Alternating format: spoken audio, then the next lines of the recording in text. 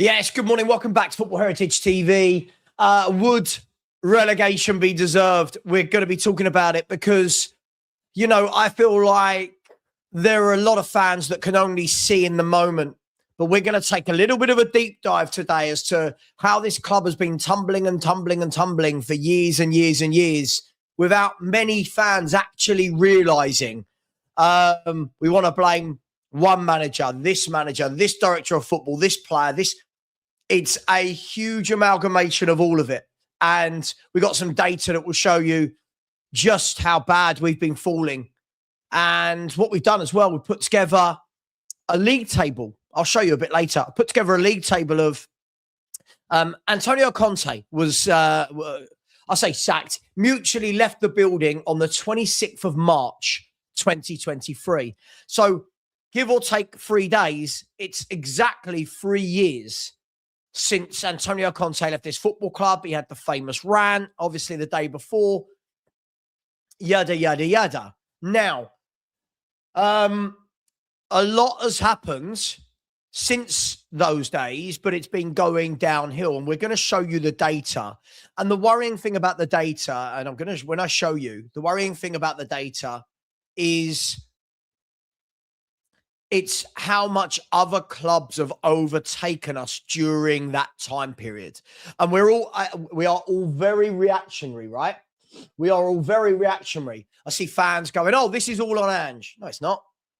Oh, Frank put us in this position. No, he didn't. Tudor's the worst man. Sure, but this isn't on Tudor. Whether or not he needs to go, we can have that conversation. Same with Frank, same with Ange. But the warning signs have been there. And Tottenham Hotspur as a club have not looked at these warning signs and taken note. And as a fan base, I think all of us have put our head in the sand for a very long time and not realised just how bad it is. Lots of average players get bigged up, don't they? Player crosses a ball. Top player, that boy. Player makes a 5-yard pass. Oh, he was really good in that second. We are in a really bad place. We're in a really, really bad place. We all know, right? But this is years and years of poor decision-making. This is years and years of neglect, incompetence, ignorance, arrogance, whatever words you want to apply. It is years and years of those words. It is years and years of that. So I'm not going to go into, protests. I'm not going to go into that. I'm not going to go into parades. I'm not. These things aren't the reason why we are where we are. The way the football club, the way it's run is why we are where we are. By the way, this is the first time in Premier League history that Tottenham have dipped below a 1 point per game average in the Premier League. Let that sink in. Let that sink in. This is the first time, and it's been going like that for years. This is the problem. When people go, oh, it's just this year. Spurs are currently sitting on a 0.96 points per game ratio this year. Last year was 1, right? This year is 0.96. It's been going like that. And I'm going to show you the data because I'm somebody that I don't do what a lot of my viewers do, that they just say what they think is right without actually going and doing the research. I actually like to go in the background and go, right, let's have a look at this. And we can talk about injuries, of course. But when the data is so damning year on year on year on year, it's beyond the injuries. It's beyond that. It is absolutely beyond that. So we're going to have a look at all of that today. And good morning to all of you. Look, we have got 20 days, I believe, until we play again. It's the internationals, then the FA Cup, then we play. So I know that doesn't sound long, but, next weekend, the weekend after, and then the weekend after that. And the problem at the moment is, and I'm probably like most of you, it doesn't seem to matter how positive fans want to be. Fans that just say, be positive. Fans that say, this is doom and gloom. I don't want to alarm people, but the situation we're in is doom and gloom. And those that have mocked people like me deep down know that I've actually been right about this, which is not a good thing. This is not a good thing. But many people have been saying, this is coming. This is getting worse. Back up your ideas. People in the January window, there's nothing that can be done in January. Well, here we are. People in the summer, great window. No, not a great window. We are where we are for a number of reasons. And like my man Wayne Holland says, say and be positive doesn't get you points. And this is it, right? Glass half full versus glass half empty, it doesn't mean anything. You can be the most glass half full, the glass full person. That doesn't win you points. What wins you points is on the pitch. And Spurs have got it terribly wrong for a number of years. And we have the odd good game. And everyone goes from 0 to 100 overnight. And then we go back to normal and everyone goes, oh, God, we're shit again. We're in a mess. And the sooner we accept this, the sooner the board accept this and act upon this, the better. Now, is that going to be in the summer? Is the summer too late? Does it need a new manager change again? Is it past that? Are these players just so bad that no one's going to get anything out of them? I don't know the answers. We all have an opinion. I don't know the answers. But what I do know is whatever we've been doing for the last 3-4 years hasn't worked. We call ourselves a Big Six club. Based on what? Money? Finance? Stadium? We have fans that want to row with each other. Cool, Frank's great. Andrew's shit. Oh, Andrew's great. Frank's shit. Tudor's great. Tudor's shit. Shouldn't have sacked him. Shouldn't have sacked him. Should have sacked him. Didn't do this. Didn't do that. Doesn't matter what we do. It's not working.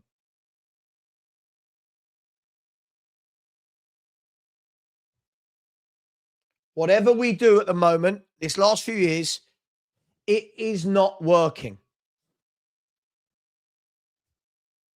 It is not working. And I think many people have accepted the fact that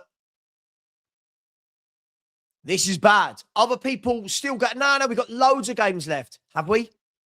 I just saw Michael Bridge on Sky Sports. He said he's being told for months and months by Spurs fans, don't worry, Bridgie, we'll be all right. And he said, but the games are running out.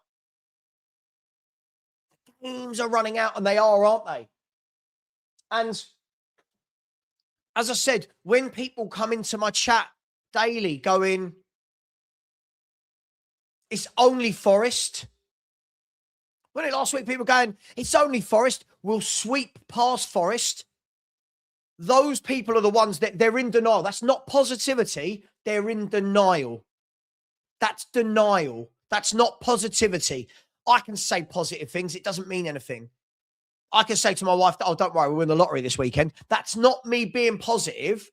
The probability of that is so tiny with the hundreds of millions that play it, that's me in denial.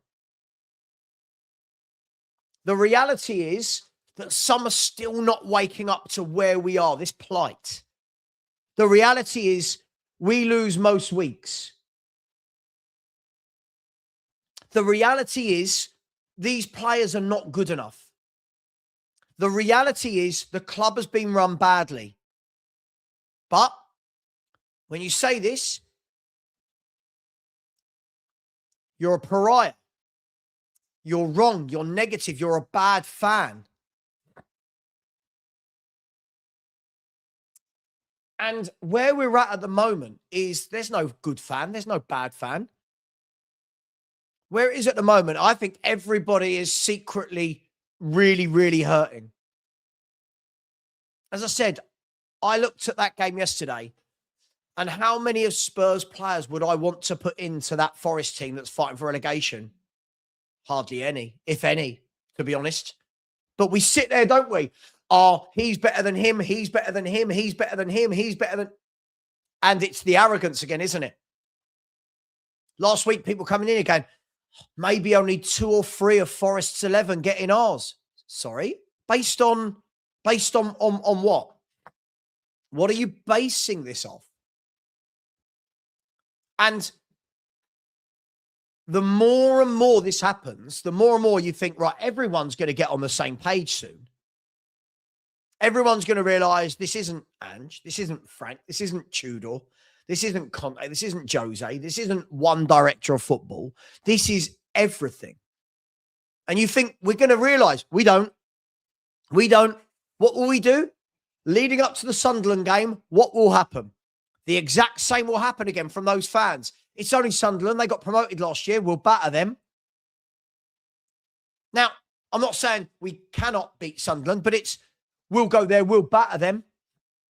Forget that they're a well-organised football team. Forget that they're miles above us in the league. Forget that they hardly lose games at home. We'll just sit there, loads of our fan base, and we'll be sitting there going, it's only Sunderland. How many of their players get into our 11? Well, first of all, what 11?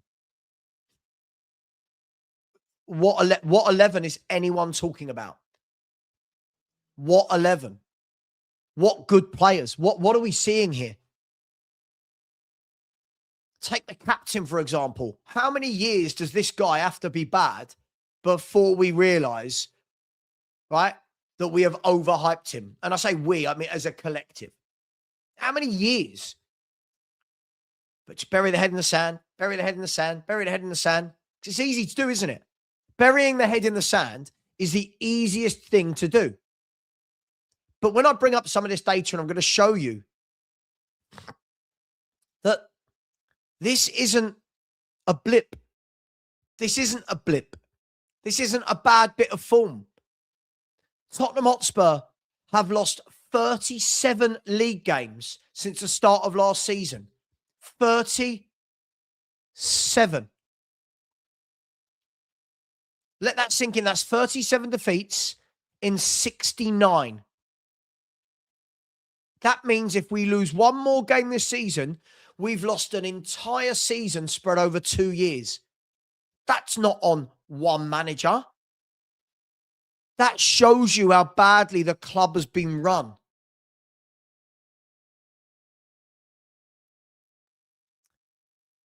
The fundamentals at this football club are broken.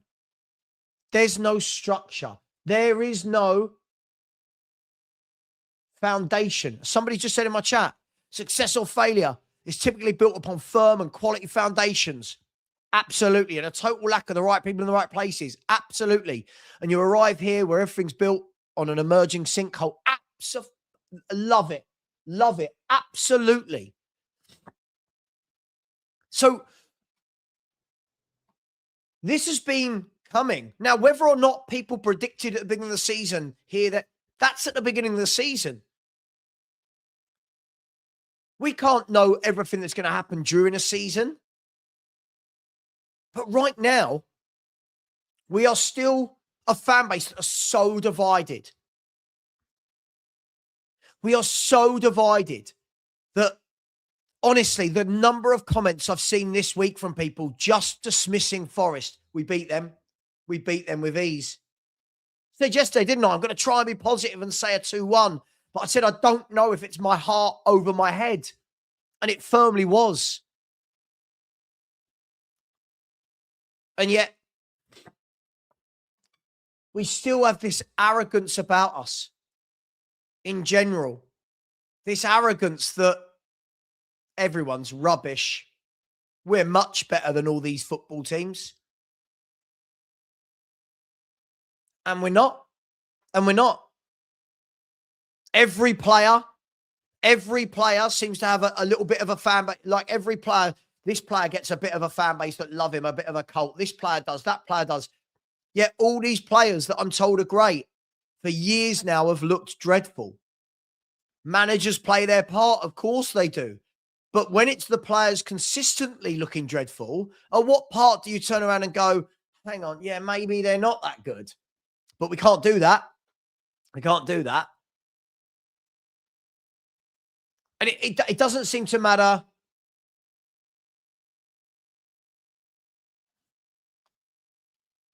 It doesn't seem to matter, right? Hang on, is this Hugo? From Sean's chat, big up Hugo. I hope you're well, my man. Yeah, listen, Hugo, you were right after that Liverpool game. It's why when everyone on that panel was going, oh, yeah, we're going to win this, win that, win. I was like, whoa. But we do it every time. We do it every time. We're not humble as a fan base. We don't win a game and go, right, okay, let's kick on. We win a game and go, we're just going to keep winning now. We did it last year. We battered City, didn't we? What happened? Don't think we won a game after that for about 11 or 10 or something. And look, I don't know. I mean, you guys tell me, what's the answer? Is it too late? Is it too late? I don't know. Is the answer Tudor to go? By the way, rest in peace to Tudor's father. It's a very difficult situation, isn't it? Because like Michael Bridge just said, that supersedes football, right? That supersedes football. His father passing away. Rest in peace. I've been there myself. It's a tough gig, right? When we move away from that to the side and we look at Tottenham, I'm talking football now. Obviously, rest in peace to his father. But does it need Igor Tudor to go and a new manager come in? Is it too late? If he goes, who is it that comes in? You've got those that are adamant. It's got to be a redknapp for feel-good factor. Then you've got the other side of the fence saying, well, he hasn't managed for over a decade. Is he past it? And there's those going, well, it doesn't matter because this isn't about tactics now. This is about just go back to basics and breathe life into these players.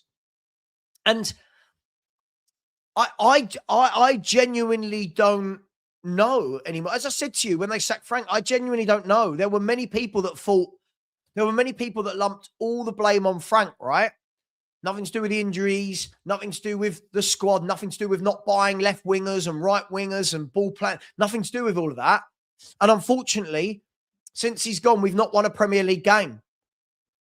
Now, that's not me saying keep Frank. That's not the point of what I just said. But I think these last 5 Premier League games have been a bit of a wake-up call to people realising, hang on, maybe these players aren't what we think they are. Then, in defence of the players, what I will say is if you don't put them into some sort of consistent formation and pattern, you aren't going to win games. And do you know what? Last night, I looked through every Premier League game since Vitor Pereira joined Forest. And you know what? There is only, I believe it's 5 or 6 games, and the most changes he's made to one game is 2 players, right? In the main, he has played Sells. It was a game where he was injured and he played Ortega. But in the main, he has played Sells, Aina, Murillo, Milenkovic, Williams, Sangare, Anderson, Hutchinson, Gibbs-White, Odoi, and Jesus. There's been like 2 games where he's had to change 1 player or 2 players, right? But in the main, he is building those partnerships. Hutchinson and Aina, Odoi and Nico Williams, Murillo and Milenkovic, Anderson and Sangare, Gibbs-White and Jesus, right? Now, I'm not saying, oh my God, look at Forest, they're amazing. They've struggled to score goals and win games, but they have conceded in the time that Igor Tudor has conceded 13 Premier League goals in 5 games. They've conceded 4, right? 4. They don't look like conceding. Look at them yesterday.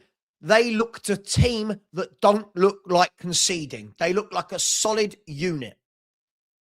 They look like a team that are building partnerships, that have built partnerships.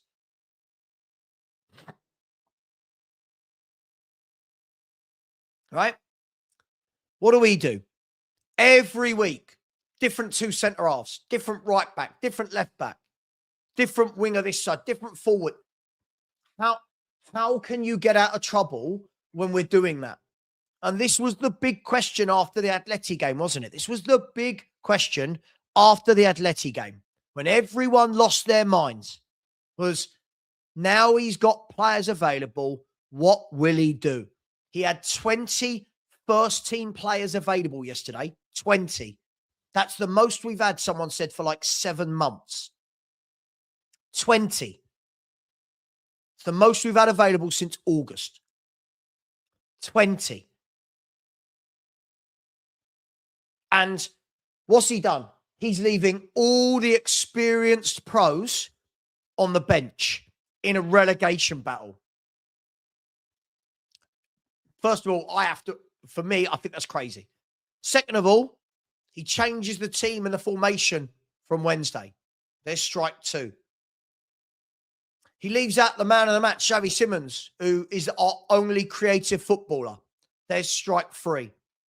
His substitutions, there's strike 4. And you look at it and you go, back to basics. This is not rocket science. Back to basics. Leeds. Why are Leeds grinding points? They're not amazing Leeds, but Leeds have drawn 4 of their last 6. Why? Right? Because they're hard to beat. It's not, by the way, this isn't about these teams being amazing, but these teams are grinding, draw here, win there, draw, right? Because they are hard to beat. Now look at Spurs since Tudor's come in. 4 defeats out of 5, 13 goals conceded. He changes the 11 every single game. He changes the formation every single game. Pick an 11 now and stick to it. Go back to basics. And I'm going to tell you, this is what I would do. No one else has to agree with me. This is what I would do moving forward. Now, I'm going to put Austin in there purely because I don't think Kinski's very good and I know Vicario's out. This is what I would do. Right? Only me. I would go back to basics. I'm going to put Romero in there, by the way. I wouldn't, but you know that Romero, as the club captain, is not going to get dropped, right? So I've got Austin in goal. I would go to a 4-2-3-1. I said this a few weeks ago. And what I would do now is go back to basics. I want my experienced pros in a battle. I want Paulinho there. I want Conor Gallagher there. He's been there, seen it, done it. Kudus apparently is back for Sunderland. Tell's got to play. We've got no other left winger. Xavi Simons there. And I would put in Richarlison there because he will fight for the cause. I would go back to basics, right? I would go back to basics. Right? Just back to basics. And protect that back 4. Make it hard to beat.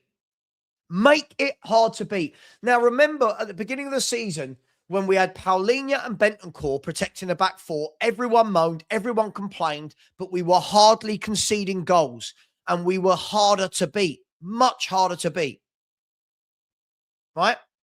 Much harder to beat. Go back to basics. Every player in this team knows this position. Jed Spence is a better right back than Porro defensively. Right? Everyone there is in their correct position. Right?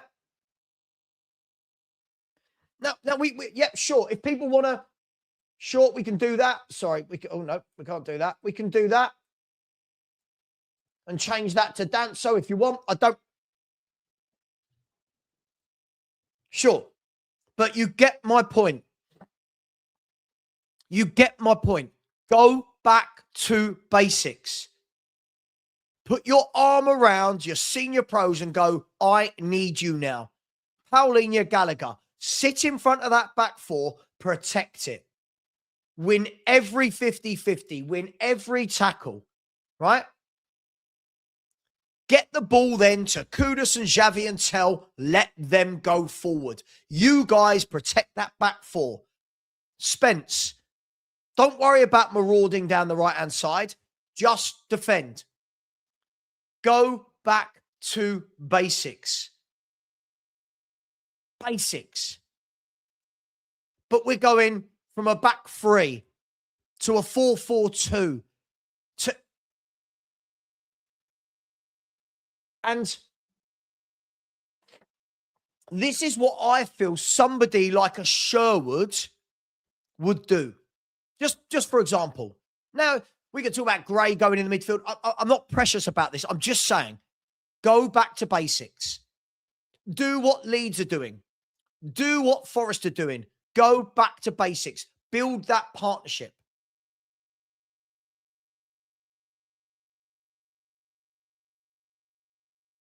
Go back to basics.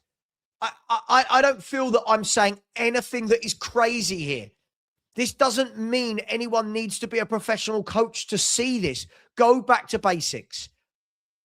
You put your arm around Danso Romero and say, I don't want you running into midfield. Don't run into midfield. Create a centre-back partnership and defend. Paulinho Gallagher, create a partnership in midfield.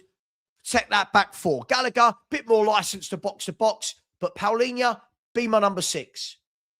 Simmons, we want you dropping in when we haven't got the ball. When we have got it, we want you looking for Kudus, looking for Tell, looking for Richie. Tell, keep trying to take your man on down the left. Kudus, keep trying to take your man on down the right. Richie, be a nuisance. Be a nuisance. Fight. Track back. Work hard. Basics. But everyone is so worried about their favourite player playing that we go, no, I do this. Who? Sarr and Gray cannot play in a midfield relegation battle. They haven't got the experience or the strength for it. We need men in there. When I looked at the midfield battle yesterday, Sangare and Anderson for me was superior. Superior. Because they're seasoned pros. They've been there, seen it, done it. I'm not saying Gray's been bad lately at all. I'm not saying that. But there's a difference between thinking someone's a good young player and what you actually need in these scenarios. That is just what I would do. I would just go back to basics. They might do a 4-3-2-1 if Kudus isn't fit, but back to basics. And when you looked at that Forest team yesterday, it was basics, wasn't it? Every square peg in every square hole. Hudson-Odoi is a left winger. Hutchinson is a right winger. Morgan Gibbs-White is an attacking midfielder. Anderson and Sangare, right, are central midfielders.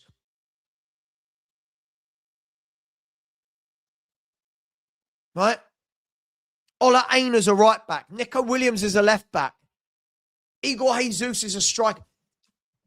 They've kept it simple. They've kept it very, very simple. And yes, I'm not saying Nottingham Forest have won loads, but the last 3 games, draw, win, right? They conceded 1 against Liverpool, didn't they? 1.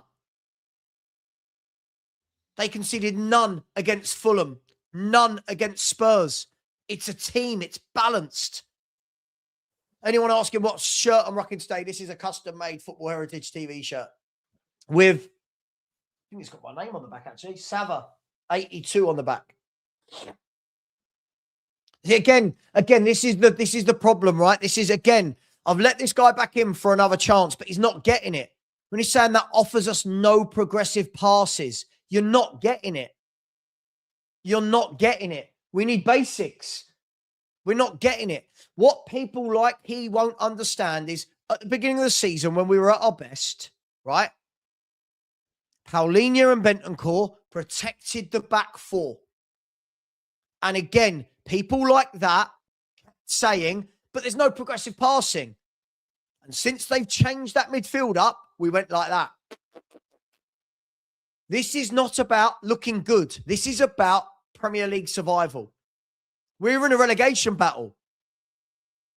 Paulinho and Gallagher are capable of getting the ball to Xavi Simons. You don't have to be superb and a ball-playing midfielder to do that. This isn't about pretty football right now. This isn't about attacking football right now. This is about basics. This is why at the beginning of the season, and by the way, I'm not the biggest Bentancur fan, but when I said everybody was going in on him, I don't think he was the problem in any way, shape or form. Right? Paulinho and Bentancur protected that back four. We were hard to beat. Look at games like Everton, right? We were hard to beat. Not saying we didn't lose any games. Of course we did. But we were hardly conceding goals at the beginning of the season. Then, what happened? Everyone complained, didn't they? Can't play those two together. Okay, cool. What happened? We started playing all these different variations. And this is where I've got a problem with Frank. For me, Frank should have kept with Paulinho and Bentancur. Sod what the fans want. It was working. It was hard to beat. It wasn't conceding goals at a rate of knots. Now, how Gray and Sarr don't protect the back four in any way, shape, or form, do they? Sarr and Gray, whatever we think of them as a partnership, they don't protect the back four. They don't protect it. They can't protect it. They don't know how.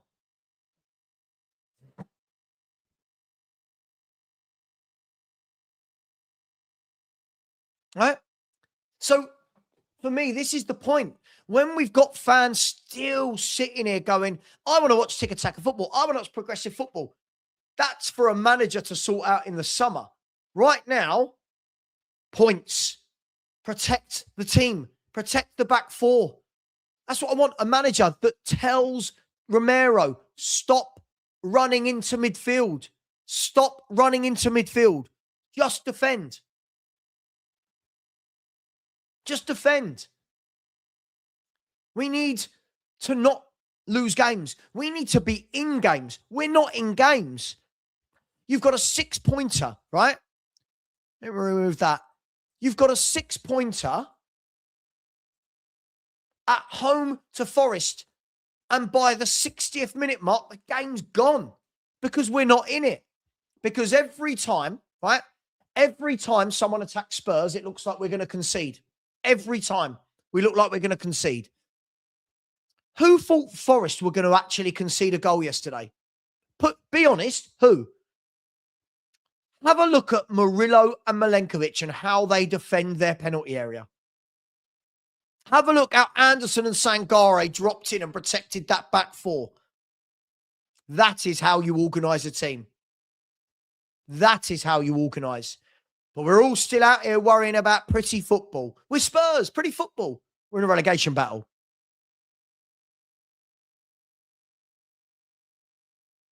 We're in a relegation battle. And these people don't get it. They still don't get it. The basics. Get back to the basics. I am not saying anything visionary. I am not reinventing the wheel. I am not professing to know more about football than anyone else. But surely we can look at a team like Forest, who were miles behind us a couple of months back, and we can say, as they've done this, we've done this. Right? We are easy. We are easy to play against. People keep telling me how great Gray plays in midfield. Sure, he's had some decent performances, but him and Sarr as a two, that doesn't work. Who keeps putting a two-man midfield against the opposition three? Why? Who is being that stupid? Why would we do that?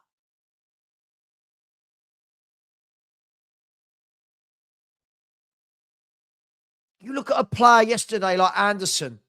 Yes, that is what I think we need moving forward. But right now, we don't have it. We've not bought it. Really good player for me, Anderson. Really, really good footballer. Everything our midfielders aren't, Anderson is. And Gary, you're absolutely right. Absolutely right. We're getting overrun every game in central midfield, and we're not learning from it. And do you know what? If you play a game and you're overrun in midfield, you go, oh, God, okay, we won't do that again. But what do? Let's do the same thing next week.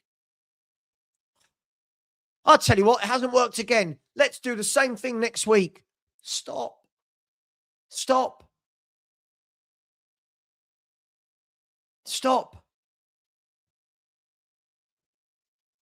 Just go back to basics, please, Spurs. Please, I'm begging you. Please, to stop us getting relegated, please go back to basics. I don't care. We can argue all day long. If it's not Gallagher, Gray can go. I don't give a shit about that. But go back to basics. Protect the back four. Somebody, for the love of God, get Romero and say, oi, stop running into midfield and leaving your back four unattended. Get Sarr out the team who gives the ball away at every opportunity. Just stop. Go back to basics. It won't be pretty. It won't be nice. But it may keep Tottenham Hotspur in the Premier League. We have 7 games. 7 games to save ourselves. And right now we've got a manager that is treating this like pre-season. He is trying different players every week, different formations every week. And I get it. Some of it is forced due to injuries. But in the main, keep your players the same when you can. He had no need to remove Mawani and Simmons. He had no need to remove Mawani and Simmons off the back of them both scoring against Atleti. He had no need to do that.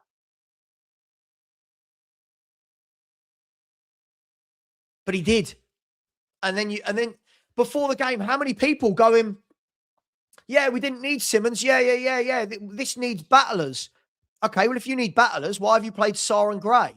If you want battlers, then you want Gallagher and Paulinho. So make it make sense, right? You've got to make it make sense.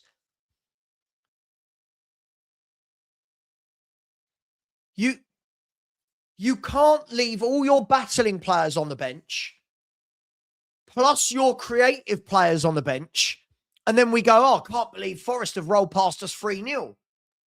Well, yeah, you got the team wrong. Desperately wrong. And all the people going, yeah, well, Xavi's not been great this season. It's not about whether Xavi's been great. He's an outlet. He is the creative outlet in the team. And yesterday, Spurs had nothing. We just kept putting the ball out to Porro and out to Tell. That was it. We just kept whipping crosses in. That's all we did at Anfield, by the way, when people said we played well. All we did, whip crosses in, whip crosses in. But midweek, we didn't. We went through the middle of the park with Xavi Simmons. And then he drops him. And you're like, dude, what are you doing? Why? Why? Why have you dropped him?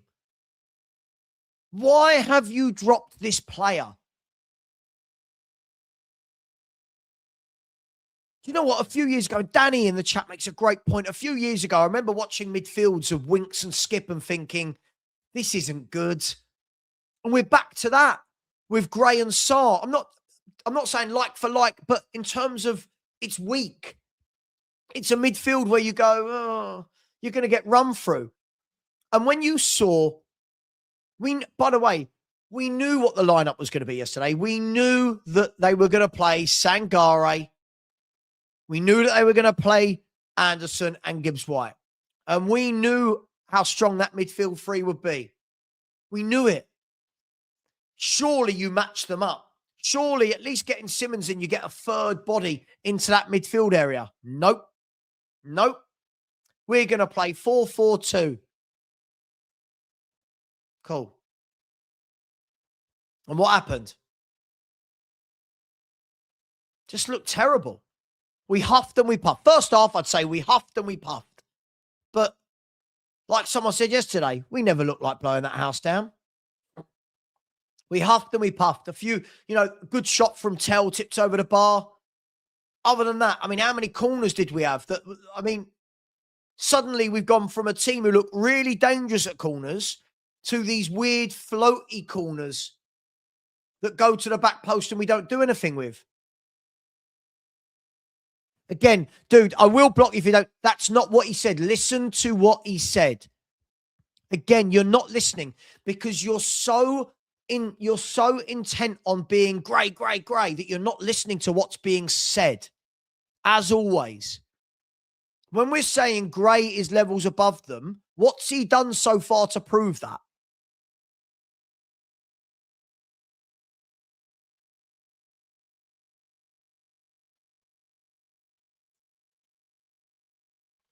Look.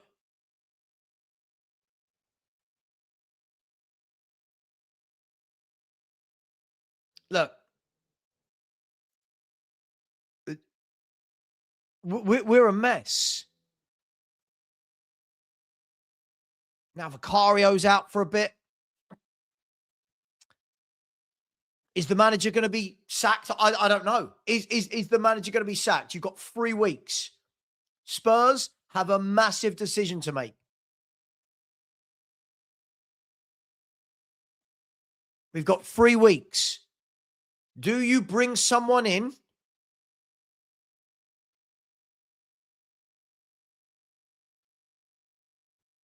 and you try and breathe in feel-good factor? Because that's what it is now. This isn't somebody that's going to come in. By the way, me going with that, this isn't a tactical masterclass. This is basics. This isn't me going, what I do is I play like, just get everyone in their position and for 7 games say, right, you're my 11. You're my 11 for 7 games.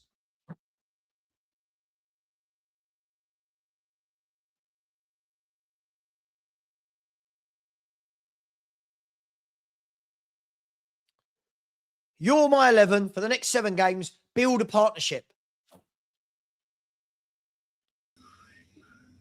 You're going to play every game. As I said, we can forget the 11. This isn't about who likes who and who doesn't, but get a settled 11 in their right positions and just say, right, this is what we're going to do for the last 7 games. It's not going to be pretty. There's going to be no tick-attack of football. This isn't about, oh my God, do we attack well? This is about the basics. Get everyone comfortable in their own natural position, right? And let's try and do what Forest are doing. Graft, fight till the end. Everyone in the right position. Get Kudus out wide on the ball. Get Tell out wide on the ball. Get Xavi Simons in space in the number 10. Let Richie ruffle feathers. I watched Leeds the other day. Sorry, Lou, but I'll come to you in 1 second. I watched Leeds the other day. And you know what? I don't think Dominic Calvert-Lewin's a great footballer at all. You know what he is? He's a bloody nuisance. He battles for everything. He runs for every ball. He's down the channels. He's fighting the centre-backs. Why are we not going back to basics like this? Morning, Lubo. Morning. How are we? What did you have for breakfast? What did I have for breakfast? I had a toasted, some toasted sourdough with jam. Oh, sourdough in your house, is it? Yeah, no health on a health kick. No Bovril though with the jam. Sorry, mate. No Bovril.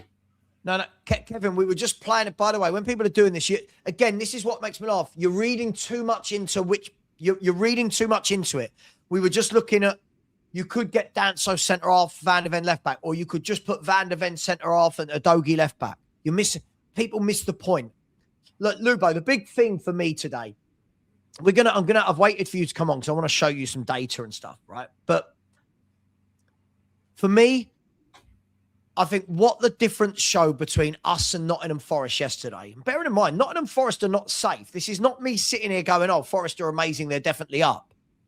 But Nottingham Forest, since Vitor Pereira come in, have by and large played the same 11 every game, right? They've rotated for the Europa League, but they've by and large played the same 11 players. And that is Sells in goal. It's this. Let me show you. It's this. Oh, no, I've got rid of it now. It is Sells in goal. Aina, Milenkovic, Murillo, and Williams. Sangare, Anderson, Hutchinson, Gibbs-White, Adoy, and Jesus. And they look like they play together each week, Lubo. They look like they built the partnerships. They look like an organised team that are not going to concede.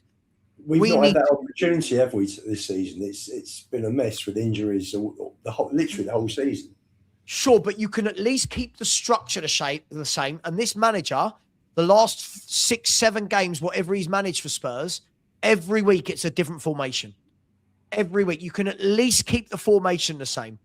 Where possible, like, for example, if you are saying Danso is my centre-half, right? Just for example, if you're saying Danso is my centre-half, keep him there. If you are saying Gray is my centre, keep him there. If you are, but every week, different forward, different midfielder, different right back, different left back, different. It's too much. It's just, there's no consistency, Lubo. Well, I think he's been struggling to work out what his best 11 is, to be honest with you. I mean, it's hard, how many of them have played well over the last month? A few, a handful, not even that. So he's struggling. I think I've been listening to you on and off while I've been working, and I've seen the team you want to pick. It's an experienced team. You're playing players in their positions, and you say, right, go and get us out of it. But they've all got to get their head down. They've got to fight. For me, I've been in touch with a couple of my customers in the Midlands who are both Forest fans. I mean, one of them was texting me like when the third goal went in, I can see you sneaking out. So there's been a bit of banter there. But the one serious text I got from him this morning was, there didn't seem to be any fight after the first goal went in. It's like, the second half was they didn't seem to have any clue what to do. That was, I think that was the worst thing. It was, and Forest were comfortable when they got the ball, they just held it, they knocked it around. And I think it was only late on when we were 3-0. I mean, Bergvale had that chance. That was the one good ball Udogie put across. And he was, I watched it back on telly. He was sliding in, wasn't he? He was sliding in, unfortunately. And Slanky had that shot that Sells tipped round the post. But that was at 3-0 in added time. So apart from that, I think any chance we had of scoring, I thought pretty much died. Attacking wise, there was no cohesiveness when Tell went off. Amazing we're talking like that, but he was our best forward yesterday by a country mile. I thought Slanky and Richie were both poor. I don't know it's. Do they bin Tudor now and bring Redknapp in? But one thing's for sure, this is the difficulty, right, Lubo? Will he make a difference? It can't stay like this. Like, I'll be honest, right? I've tried to not say anything for this first, I don't know how long he's been here, Tudor, 6 weeks, I don't know, 5 weeks, whatever. I've tried not to say anything because I don't blame Tudor for everything. I don't blame Frank for everything. I don't blame Ange for everything, right? Bigger picture. But right now, right, this guy is absolutely atrocious. This guy, for me, has been atrocious in every game apart from the Atletico Madrid game. I think the way he sets up, the constant changing, his substitutions. This is a guy that almost feels like we're in a pre-season, Lubo, where he's trying out different formations every game to see what will work for the season. Yeah, we're in a relegation battle now. I think what you sent me it this morning, actually, didn't you? You sent that to me this morning, and I'll read it out. The person said this, and I thought was absolutely spot on. This is somebody on X. You sent me this post. And I can't disagree with any of this, Lubo. It said, I know you know what it says, but for the people in the chat, it says, starting 11 was wrong. Subs at half-time were wrong. Taking off Edie and Spence for two players who've hardly played a minute in months was wrong. Leaving your two goal scorers from Wednesday night on the bench was wrong. Taking off Richie instead of Solanke was wrong. I had some hope after the past week, but if this is how insipid we are at home against Forest, where are we winning a game? And that's the thing, Lubo. No manager's going to get everything right. But when you look at all of those aspects he got wrong in such a big game, it was poor it's a worry. throughout. You can't leave Porro against Hudson-Odoi. No. I mean, that was absolutely crazy. And, you know, if he'd done his homework, Tudor, he would never have put Porro in that position. You know, Porro was bought as a right wing back. Now, okay, if you're playing 4-4-2, which I think he was pretty much yesterday, with Tell sort of slotting into a middle four, leave it, you know, with Richie and Solanke out. You leave Porro there. Further up the pitch, he's a technical player. He puts in nice crosses. Leave him out. Don't put him where you're struggling. That second goal was horrendous. Romero was strolling back. Hudson-Odoi went past Porro. Gray's gone across towards Hudson-Odoi, so he's out the middle. Tell has let Gibbs-White just run past him. And you can see Tell literally 4 yards away, looking at him. And the whole thing was nobody picked him up. You know, nobody actually saw Gibbs-White making the run and went out. Again, it was like they're too far back. They're defending the goal, but they're marking space. And it was a bit like that with Alvarez's goal on Wednesday. They all gone flooding back, but pick the man up. No one picks the man up. So the ball goes to a guy in space and he buries it. But the problem is but again, this comes back to what I was saying. There's no structure. So what we've said is, see, where there's people have got organising it. Yeah, sure. But this is what I said about the Atletico game and the Liverpool game. When people are saying, but at least we're going forward. The problem is when you just let people go forward in a team where there's no structure, what you do is you just allow yourselves to be wide open because there's nobody organising. So, for example, Romero should be organising that. Romero should be the one going, right, hang on. Keep your shape. You. He's not he's flying up the field doing what he wants to do. You watch the Alvarez goal the other day. Everyone's caught upfield. They counter it. You watch Forest play, right? When do Forest get caught? When do Milenkovic and Murillo get caught? They work to the old basic. You move up together. You move up together and you drop back together. Right. And team. you keep. You know, centre back shouldn't normally. You know, if you play a regular back four, each player shouldn't be more than 20 yards away from the other one, which keeps it tight, which keeps it close, which means that if there's a counter attack, then one player can cover the other, and you're not exposed. That's right. Do you agree with it? I mean, madness against counter-attacking team. Correct. This was crazy. Like, and what was worrying for me was when is it Bruno? His name's Bruno, isn't it? The assistant, and he came out. It is Bruno, I think. Yeah, he came out afterwards, and they said, you know, what was the thinking behind the substitutions? Was it injuries? And he said, no, it was tactical. And you know, when you were like, well, look, I don't think we were great in the first half, but I also don't think we were exposed. And then I thought we were organised first half. We weren't wide open. We were fine first half. He made the subs, and the whole thing fell apart. Yeah, but what made me laugh was I didn't understand what he was trying to do with the subs. So, for example, you've removed Spence, who's the defender out of him and Porro. He's the defender side of the game, right? You've removed him, and then you've put Bergvall on. So now you've got no right width. Bergvall for me didn't look fit, and also I didn't know what he was meant to be doing. I'm not blaming Bergvall for anyone has a go. No, but he drifts in, doesn't he? Bergvall drifts in. Sure, but straight away you're playing a 4-4-2 and you've removed your width. Surely, if you're going to play a 4-4-2, the only benefit from a 4-4-2 is that the two wingers can get crosses in to your two centre forwards. But we've only got one winger and we've got one wing back. Right, which is why you don't play a 4-4-2. But hey, listen, look, I want to show you a few things. Somebody sent me this yesterday, and this should be a worry. Here's a stat for you, Lubo, okay? Only 3 sides in Premier League history have had a longer run without winning a game in a calendar year than Spurs.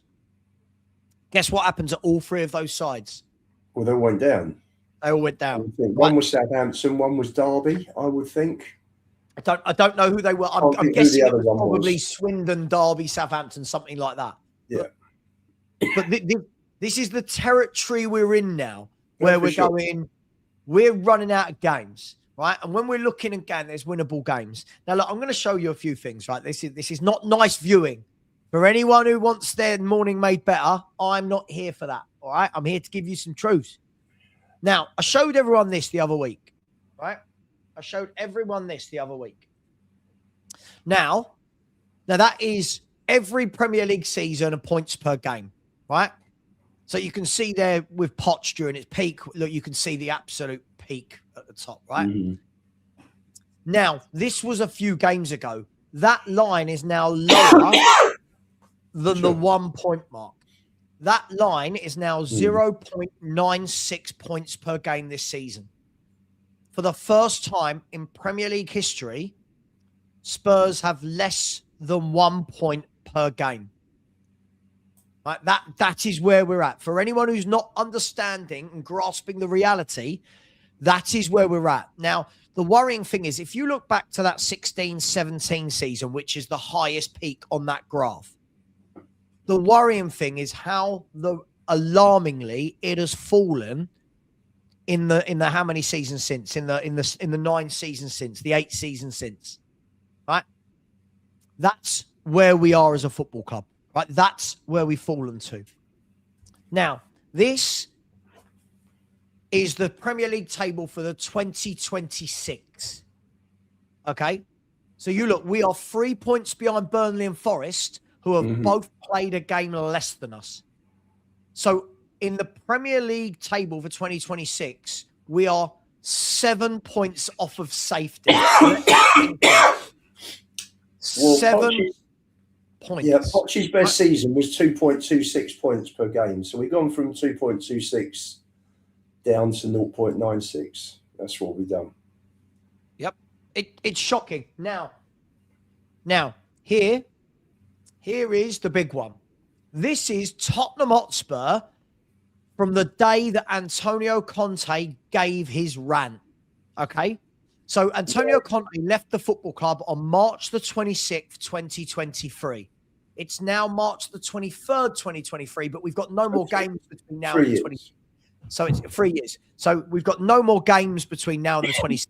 So this is exactly 3 years of data. 116 games, is it? Right. 117. Now, what's important to note about this, while it says we are 13th, Lubo, Everton had an 8-point deduction, right? So Everton have actually taken 152 points. Yeah, Forest. In that time, right? Forest have had a 4-point deduction. So Nottingham Forest would be level on points with Spurs, right? Now, when you look at this table, first of all, look at who we're mixing with. So other than Wolves, we are in the realms of Everton, who have been in relegation battles, Forest and West Ham. But look, we are now falling massively behind Fulham, Brentford, Palace, Bournemouth, Brighton, right? We talk about our shit Man U run. Look how many points we're behind Man U in that time, right? It's about 10 wins behind Man United, right? Newcastle United. Look at Villa. Villa in that time frame have got what, if my maths works out right, 63 more points than Tottenham. Yeah. That's 20 odd more wins. Look at the state of this. This has not been creeping up, Lubo. Sorry for the rant. This has not just been creeping up on us over 5 games or 10 games. This is where we're at. 54 defeats since that Conte ran, right? A -3 goal difference. Only 41 wins. And to top it all off, Tottenham Hotspur, in the last 69 games, which is last season and this season so far, with 7 to go. So it's 76 games over 2 seasons, right? Yeah, that's 37. I've lost 37 games. We are 1 game shy of losing an entire Premier League season in 2 years. Yeah. It's farcical, Lubo. So that's where we are. That's where we are. Unfortunately, just answering to one or two of the comments that I've just seen, it wasn't me having a pop at Vinay. Unfortunately, I would have liked to have yesterday with that video. That's where we are now. So it's all on 7 games now. I honestly think that the way it's going, I cannot see how Vinay and Lang survive. There's no way they survive. Spurs go down for the first time in 49 years. The 2 guys running the football side. What do they? At the end of the day, if you're an owner looking at this, and if you're looking at your value, the value of your asset that's dropped by what, $1.5 billion, you're looking at the people that are running the football side for you. That is a disaster. That they've just done a disastrous job. How do they survive that? There's absolutely no way. So they'll be gone. They'll be gone. And if Spurs somehow survive, which I think is for me now based on Kudus getting back into the swing pretty quickly and having quite an effect and lifting the whole thing, which is putting a lot of pressure on one player's shoulders.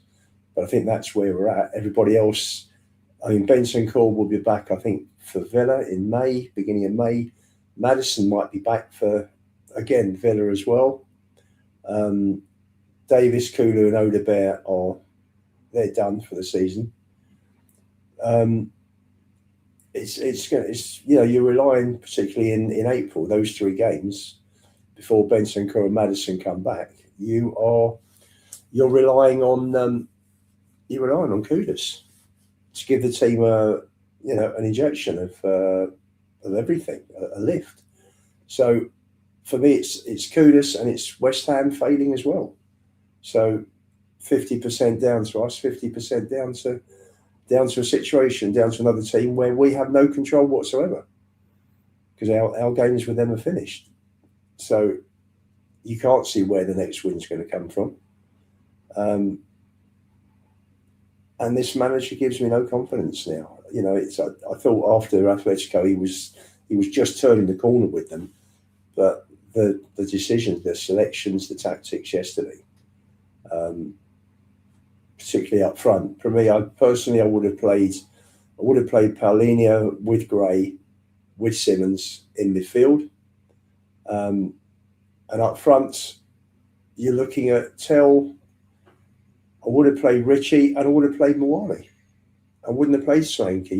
Solanke was just coming back from a hip injury and he's done nothing to deserve regaining his position. So I don't know. You just feel a bit helpless, to be honest, with it all, because it's the blind leading the blind leading the blind here. Again, yeah, but surely though, the thing that frustrates me, put it right, Sam. But the thing that frustrates me is we've all seen how shit this manager is. And in the last week, everyone started to give a reprieve because of one win. Surely we all understand now that he's got to go, isn't he? Like he's got to. This guy's tactics are horrific. I think he'd probably want to, having lost his father, unfortunately, which is a terrible thing, a shocking thing to happen. Of course. I'm sure he'll want to be with his family for the next few weeks. Surely. But, Luvo, would you like to see something? Go on. So this is coming out today that Tottenham, according to it's John Percy, I think, in the Telegraph, isn't it? Jay Percy, I think it's John, has said this, that Tottenham are making contingency plans. And in the event of Igor Tudor's departure, with former Monaco manager Adi Huta, I might have butchered that name, Adi Huta, understood to be a serious contender. Again, for me, without knowing loads about him, Lubo, I know who he is, but I don't really know a lot about him. Another manager that, to my knowledge, has not managed in the Premier League. And I've just done a little bit of. I'll bring him up. I've just had a quick look on his Wikipedia page. And and this is his managerial career for anyone. This is so Red Bull, Rheindorf, SV Grodig, Red Bull again, Young Boys, Eintracht Frankfurt, Borussia Mönchengladbach, and then Monaco. I feel like, and again, this is going to be me talking blindly here, Lubo, but this feels like another very much, let's just get in another Igor Tudor rather than actually what we need. How's this guy, if he, with no experience of Premier League football, no experience of the intensity, the systems, the tactics, just the feel for the league. How can you, the guy's set up to fail? How's he meant to turn it around in 7 games, coming in completely cold? I don't get it. You've got to have people. You've got to have someone coming in who knows the league, and knows what is required. I didn't flip flop futures price. I didn't flip flop like these. Like, don't you worry about that. Don't you worry about that. Yeah, look, on a serious note, Lubo, it's a worry, right? Because look, again, could be paper talk. We don't know. I would probably think, I think you're probably right, Lubo. I would think that the club and Tudor will both use this as a kind of, hang on, this might have worked. This might be the right time to both part ways. Yeah. Obviously, Tudor, listen, anybody's parent dying is never nice. And, you know, are you in the right frame of mind and that kind of stuff? The big question is, and I'm going to move away from that because it's always difficult talking about people who pass away. But the big picture is, Lubo, is that do any of us have any confidence now in these guys? By the way, the guys, these are the people, whether we want to lump Vinay into this or Lang or Paratici or Levy, these are the same people that have created this mess, by the way. And we're now going, right, get us out of it. And that's why, let me show you this, Lubo. This is, again, anybody with a nervous disposition, look away now. This is odds checker, right, for the relegation battle, right? So, again, you can see there, Wolves and Burnley. Look, I mean, you can get, right? Barring a miracle, they're gone. But look at the odds now. Look at Spurs. Look at those Spurs odds. 11-8, 5-4, 6-4, 17-10. Is that crazy? So they have us as, let's be fair, basically, I can remove that. If I remove the bottom 2, right, basically they're talking about now who is the 3rd team going down. And we are literally hanging on by a thread above West Ham. That's what the bookies think. So they're literally, look at Leeds' odds, by the way. Leeds just starting to creep away from that with the bookies. They've got Leeds at 7 and 5, 7-1 out there, right? And Leeds have got Burnley and Wolves at Ellen Road. Lubo, that's massive for Leeds, right? They've got Burnley and Wolves at home. They've got the bottom 2 at home. Neither will be easy. Sure, but if you're in a relegation battle, you're taking those 2 at home, right? Fair enough, but Leeds haven't scored now for 4 games, have they? No, I know, but if you ask Leeds, what 2 games do you want at home for Premier League survival? And let's be brutally honest. If Leeds get 6 more points, let's have a look at the league table. If Leeds get 6 more points, they're safe, aren't they? Let's be brutally honest about this now, right? Here we go. So if Leeds get 6 more points, they will go to 39. That means that West Ham would have to get 10 from their last 21, and Spurs would need to get 9 from their last 21 just to draw with Leeds. I think that neither team will get either. For me, neither team will get either. I've got all the fixtures in front of me here for all the 4 clubs. Leeds have got they're at Old Trafford next. Wolves at home, Bournemouth away, Burnley at home, then at our place, and they finish with Brighton at home and West Ham away on the last day, which could be massive, absolutely massive. But you think they've got you just said they've got to come to our place. Yeah. Right now, Do you have any belief that we would beat Leeds United? Well, Be honest, right now. With 4 wins out of 30 home games, you've got no belief at all, have you? It's, Right. you know. Right. So. And the thing was, going back a couple of months, we were all looking and going, it's all right, well, you got Forest at home. You got Palace at home. You've got Leeds. Yeah. You got Leeds at home. Now I'm going, now Leeds United are probably looking and going, I tell you what, we could go to White Hart, so I'll always call it that. We could go to White Hart Lane and get something. Because I was tempted to call this show Welcome to 3 Point Lane, but I thought people will be upset because they get upset by things. But it has now become, Lubo, we are the easiest place to go and play. Only Sheffield Wednesday are worse than us at home. Yeah. That's really bad. It's appalling. But that's where we are at the moment. I don't know. I don't know. They've got to, for me, I would get Redknapp and Shirt. I'll get the pair of them in, to be honest. I'll get the pair of them in. And whatever coaching team they want to bring in. Because I think we're done with Tudor in charge. I think, you can't manage the next game, surely, Lupo. You wouldn't have thought so. Again, I don't even know where he goes from here with tactics, with picking players. But right now, he is setting us up to be beaten very, very easily. Teams are walking through us for fun. Look how easy those 2 Forest goals were in the second half. Yeah. How easy they were. I don't know. And this is a Forest team, by the way, that don't score many goals. And they come to our ground and go 1, 2, 3. I mean, you look at it and it's, you just think 43, 44 minutes. Spurs, without dominating, have been the better side. They've had more of the ball. They've had more attacks. We didn't have more of the ball, but we had more attacks. We didn't have more of the ball, mate. Going Forest forward, had more possession.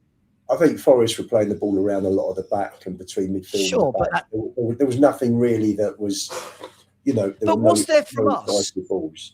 Other than Tell shot over the bar, I felt like we huffed and we puffed. But again, everything everyone complained about with Frank, which was get the ball wide and whip it in, is exactly what we did yesterday again and against Liverpool. That's all we've got. I thought their goal did come against the run of play. I thought that that was sure. But we had one shot on target in the first half. We had one shot on target. And they were just deflated.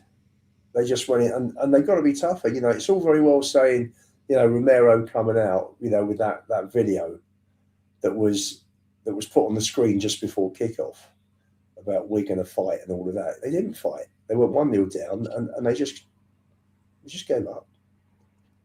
Alfie don't. Alfie don't. So far he's got one of his. I'll answer that. Listen, I've got to own it. I honestly thought, I didn't know the first thing about Tudor. I looked at his record of firefighting and you think to yourself, okay, fine. Hopefully Paratici knows what he's doing because this was his choice. The club went to Paratici to organise it and arrange it. And you just hope that Paritici's got an idea. And Tudor would come in and there would be some sort of bounce. How wrong was I? That 18 could be closer to 1.8. Well, whoever said that, yeah. Look, I listen. Look, I'll be honest. I predicted 7, didn't I? And I think I've been optimistic. I don't know if we're going to get another 6 points. We've got 7 games. By the way, Paul. Look, Sheffield Wednesday, by the way, this year, right, are saving Spurs blushes on a lot of data. Sheffield Wednesday are saving Tottenham because obviously Sheffield Wednesday got relegated about 6 weeks ago. They've had point deductions last year. I feel so sorry for them. They've got a point deduction already for next year in League One. Have they? Yeah, it's like, and I saw that apparently Mike Ashley is trying to put a consortium together to buy Sheffield Wednesday. And people will mock and laugh at Ashley, but I bet Sheffield Wednesday right now would take that sort of stability from where they are. Massive club, great I used to love going to Hillsborough when I was younger. Loved going to Hillsborough. Never enjoyed, oh God, why have I Bramall Lane? Never enjoyed Bramall Lane, but always liked going to Hillsborough. Don't know why. Well, I've seen Spurs at Bramall Lane draw 2 in the League Cup semi-final, which took us through to Wembley. Ericsson scored that mental free kick where he just went over the wall and just curled into the top corner. And I was there last game of a couple of seasons ago. Johnny and I went up with our boys and we won 3-0 last game of the season. Sheffield Wednesday, I was there for Klinsmann's match, the 4-3, and also for a semi-final in 81 with Wolves, which was a 2-2 draw, where the Hillsborough disaster nearly happened on that day. We were sat in the seats along the side, but you could see people climbing over the fencing, and that was eight years before the disaster with Liverpool. No, listen, they're 2 big grounds. They've both got good fan bases. I mean, Sheffield Wednesday can get 30,000 easy, when things are going well. For sure, they're a massive club. Yeah. They are. They've got a huge support network. It's sad when you look over, and I mean, we'll move on from Sheffield Wednesday, but it's sad when you look and see what's happening to teams like them. But listen, that could be Spurs. That could very easily be Spurs. Let these examples be a lesson. So, like when people are saying, "Don't worry, we'll go down, we'll just bounce straight back up." Well, that's the plan. But how many years have Blackburn been down there now? Yeah, sure.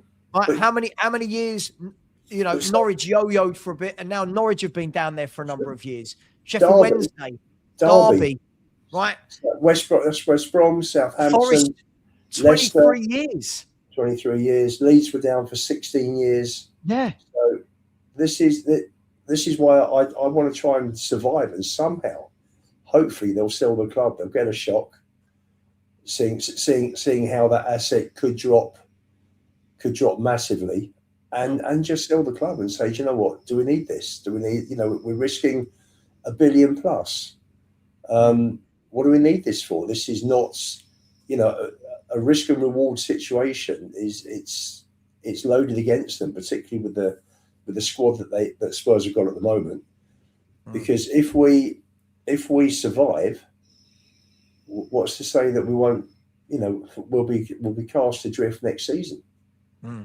So yeah, by the way, the Paratici thing is quite funny because your Fiorentina, right? As Spurs have gone like this, Fiorentina are going like that.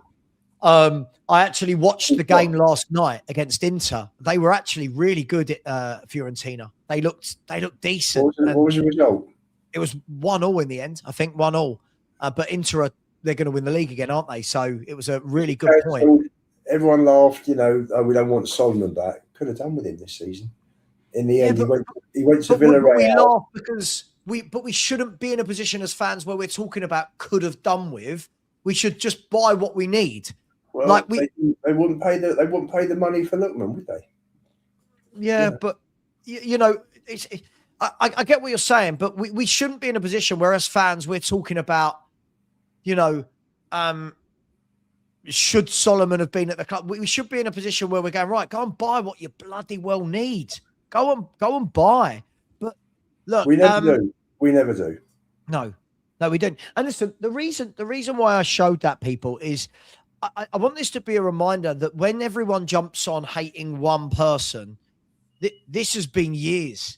This is years and years and years and years and years of mismanagement. I think the more relevant stat you brought up was the difference in points between 2017 and this year. You go from 2.26 to 0.96. I mean, look at that. So when people say back in the 90s, look, there was 1 year, which is 93, 94, where we're at 1 point. I can't actually see. Hang on, where we got 93, 94. We were at 1.07, right? Yeah, I think we got 40. We got 43 points, I think. That's so 1.07. So when people go, oh, it's not as bad as the 90s. Hold my beer. It's bad. I don't know where we go from here, right? I think that everyone's going to have their own feelings. I'm seeing a lot of flip-flopping already. Tudor in, Tudor out, game to game at the moment. I think what we all agree on is if we play like that again for the next 7 games, we are getting relegated. They're out for sure. Right. And that's got to be the bigger picture. Sorry, I was going to say Tudor. That's got to be the bigger picture as opposed to which players you like, which managers you like. The bigger picture is we are going to get relegated if this continues. We are 13 games without a win, Lubo.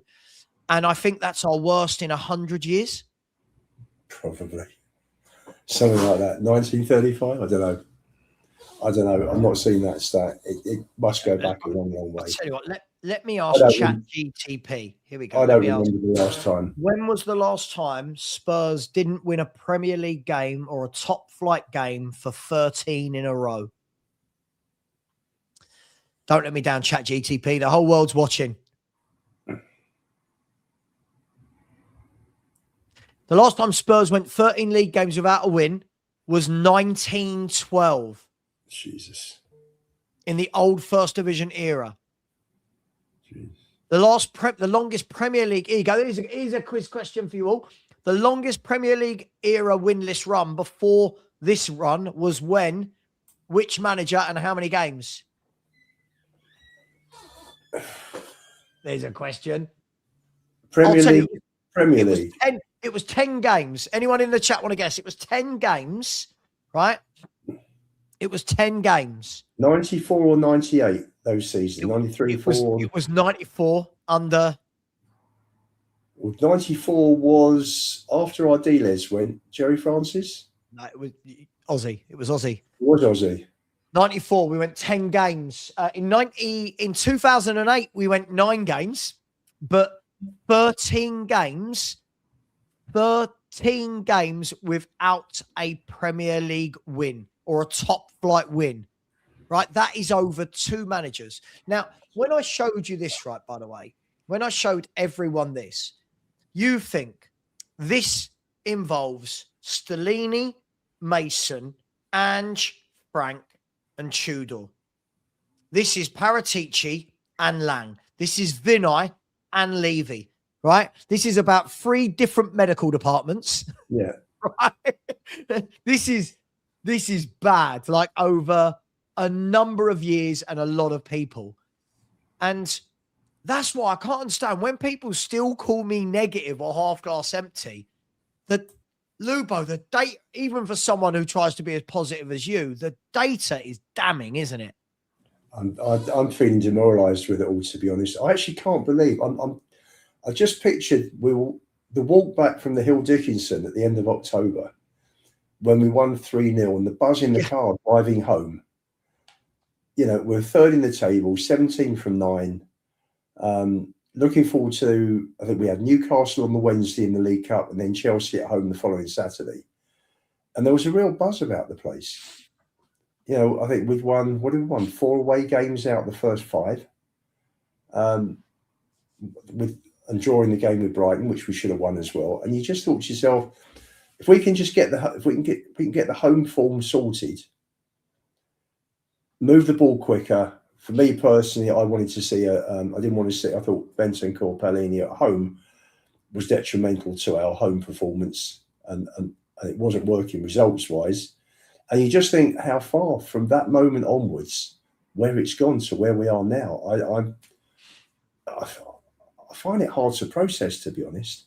13 points out of 66 is incredible. You look at it and we got 17 out of 27, and now we've had 13 from 66. It's just mind blowing. Told you. The worrying thing about this, Lubo, is we had a window to address some of the issues. We've had when people like now, you look at it now and you go, well, you can't buy anyone. We're in March. Sure. But since this bad form started, we've had an opportunity to say, right, we're in a mess. Let's do something to address this. Spurs did nothing. And the smug Johan Lang sat there going, we've got players coming back. There was no one better than the players we've got right now. And you're going, oh, fucking hell, mate. Like, really? No one better? No one? Like, and this is why I've titled the show, Would Relegation Be Deserved? Now, that's not about the fans, Lubo. That's on the club. I think the club deserve relegation. The club. I think the way they've run it, they deserve it. But you know what, Lubo? Who gets caught in the crossfires? Of course. Who are the ones that suffer? Us. They're billionaires. Even if listen, they've shelled out 350 million. If they sold it for $1 billion, they've tripled their money. Worst scenario, if Agreed. Agreed, Rain. Absolutely. I don't think Bentancur and Pauline are the problem. I think the problem was we had no balance and everything. We just went out wide right. Everything. So for me, yes, they'll sell the club, and it's always the fans that get hit, isn't it? It's always the fans. And that's why I don't go along with this as much as I'd love to see the Lewis family take a big hit because of the neglect that they've shown this club over the years in their pursuit of profit. The fans are the ones that get hit. We're the ones that follow the team home and away, wherever, whether it's following it on the radio, on the TV, whether you're at the match, and we're the ones that get hit. We're the ones that hurts. What do they care? What do they care? Seriously, what do they care? There's, none of them there. You can't say there's anybody there on the board who was a season ticket holder, growing up as a kid. Nobody that cares. And if they knew what they were doing football-wise, Lang and Vinay would have been out by now, well out. In fact, they wouldn't have even been appointed, to be fair. Yeah. And what was Mum doing being appointed for what? He brought Lang in. And Lang has helped get rid of Paritici, who's okay, but different gravy to Lang. I think they're both shit. I'll be honest, I think they're both shit because Paratici brought in a lot of these players who are massively overrated. Look, I just think the key thing here is this is Lang, Paratici, this is Vinay, this is Levy, this is Joe Lewis, this is Vivian Lewis, this is Butcher, this is all of these people that have been at this football club. We can go back further, by the way. We can go back further. This is a byproduct of, and I've said this a million times and no one ever seems to listen to this, is everyone talks about the Poch era. There was no era. Poch had a good team. There was no infrastructure. The club was not run well. What we had was a good team. There was nothing run well in the background. There was no good scouting going on. There was no succession planning. We had a good team. When that team came to an end, this is the result of it. Yeah. This is the result of it. To be honest, Sav, it's been going wrong since Venables left the club in '93. Sure, it's a mess. There was a manager who was a football expert every which way. Whether it was spotting players, to managing a club, to knowing how to set up a club, knowing which players to bring in. And you think that the summer that he went, Sav, we had lined up ready to come in. Tim Flowers from Southampton in goal. We had Des Walker coming in. We had Roy Keane coming in. What a summer that would have been for players coming in '93. Of course. But it's just gone pear-shaped since then. Listen, we've had 3 trophies since then in 33 years. 3. Do you know the problem we've got at the moment, Lubo? For years, we've talked about micro versus macro, right? Yeah. The problem you've got at Spurs right now is it is macro, macro, macro. And what I mean by that is we can say that right now Tudor is a micro problem, but the problem with that is we are in a relegation battle, which is a macro problem. That is not a small problem. That is a huge problem, right? The injuries that we've had is a macro problem. The way the club is running is a macro problem. But what I still find funny to this day is it's the number of people that still need their pantomime villain. They need the one person. Now, that comment from Michael, I think, was spot on. Let me find it again. This comment from Michael was absolutely spot on. Said, enough is enough. Fans deserve better. But the bad setup of the team was on Tudor. Right. Now, two things can be true, right? Tudor is not the problem, but his management of the team is definitely a problem. His management, I mean, against Palace was just disgusting. Against Fulham and Arsenal, the way he set up. Yesterday, the way he set up and the subs. But can we sack another manager? There's that. Can we let go of another manager in the same season like Forest have? He's been brought in to save the club. That's his remit. Yeah. And he's not. And he had 12 games to do it. Was it 12? Yeah. And he's nearly halfway through that with 1 point. He's got 1 point out of 15. So are you telling me that's working? Well, this was an emergency appointment. If you've got a house that's on fire and you've got a hose and the water's doing nothing, then you bring in a stronger hose, don't you? Well, look, I completely agree with you, but this is why, for me, I was saying I thought he was going to go after the Atletico Madrid drubbing in the first leg. I thought to myself, God, he's got to. This is bad. The way he's setting up, you know, you can't leave Gray and Sarr exposed week in, week out against a three-man opposition in midfield. But he keeps doing it. And, you know, I know that Bruno said yesterday in his interview, it's small margins. It's not small margins. We're being run through. Fulham didn't beat us by a small margin. They should have beaten us by about 9-1, right? Maybe I'm going over the top, but Fulham should have had 4 or 5 on the day, right? Palace wasn't a fine margin, right? That was a 10-minute capitulation after the sending off. That's what that was. That's what Palace was. The second half was a nothing. I mean, we had most of the ball. I think Palace only had 5 or 6 shots that day, but it was done. 3-1, it was done. And again, we never looked like pulling it back. So we had a shocking second half. But this is the point, Luba. We're never in games. It's not like, if you look right now, like Forest, as I said, Forest and Leeds, for all of their difficulty scoring goals, other than yesterday against us, Forest and Leeds are always in games, right? Every time I watch Leeds at the moment, they're in it. Look, let's have a look, right? I'm going to look at Leeds games, right?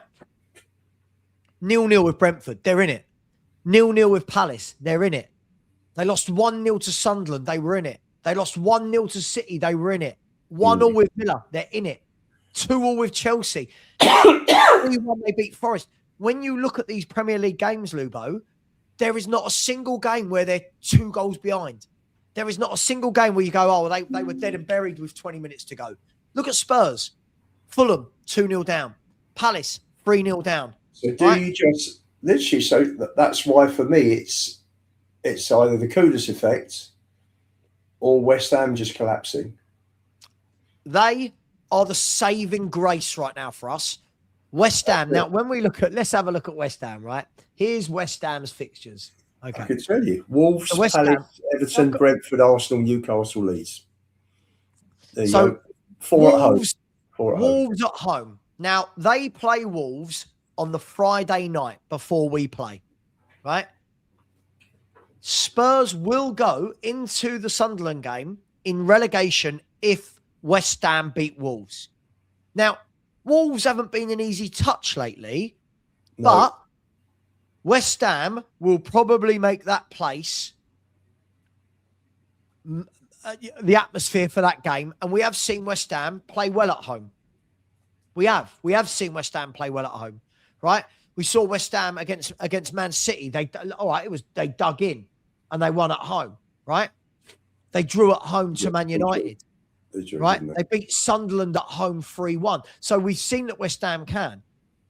If West Ham win that game, who here in their right mind believes that Spurs have got the balls on them and the ability, with this manager as well setting up, to go to Sunderland 2 days later and get a win to get us out of the relegation zone?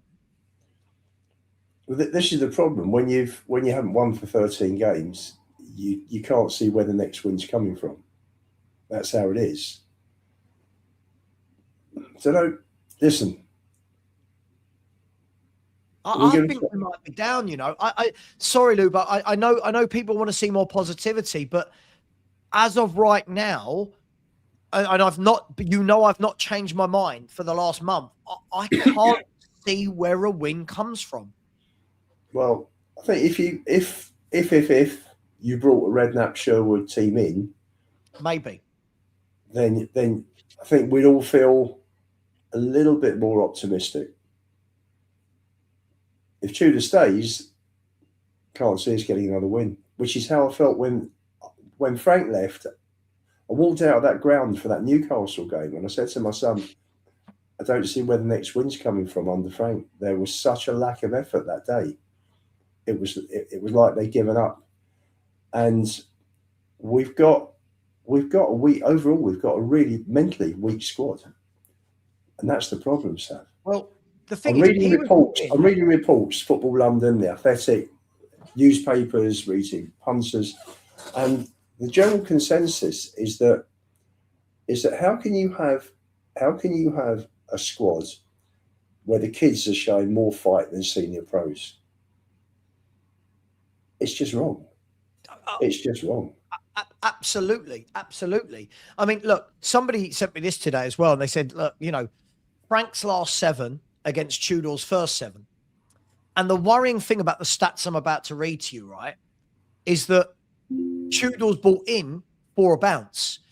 Frank's last 7 games as Tottenham manager was played 7. 4 draws.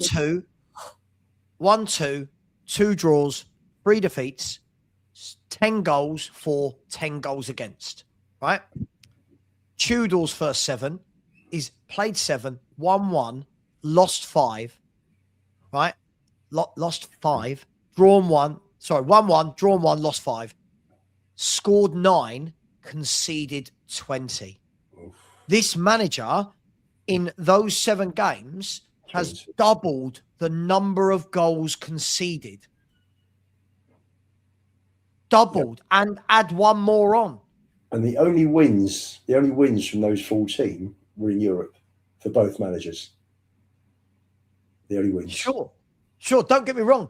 And by the way, Lubo, this isn't me saying should have kept Frank, but this is fans were saying anyone but Frank, and it can't get worse. It has. It has got worse. Factually, league position, points wise, goals conceded, goals scored, everything has got worse under Igor Tudor. Everything. I think everyone can see that. I don't think there's any disputing that it's gone downhill badly since Tudor took over. But Lubo, everything.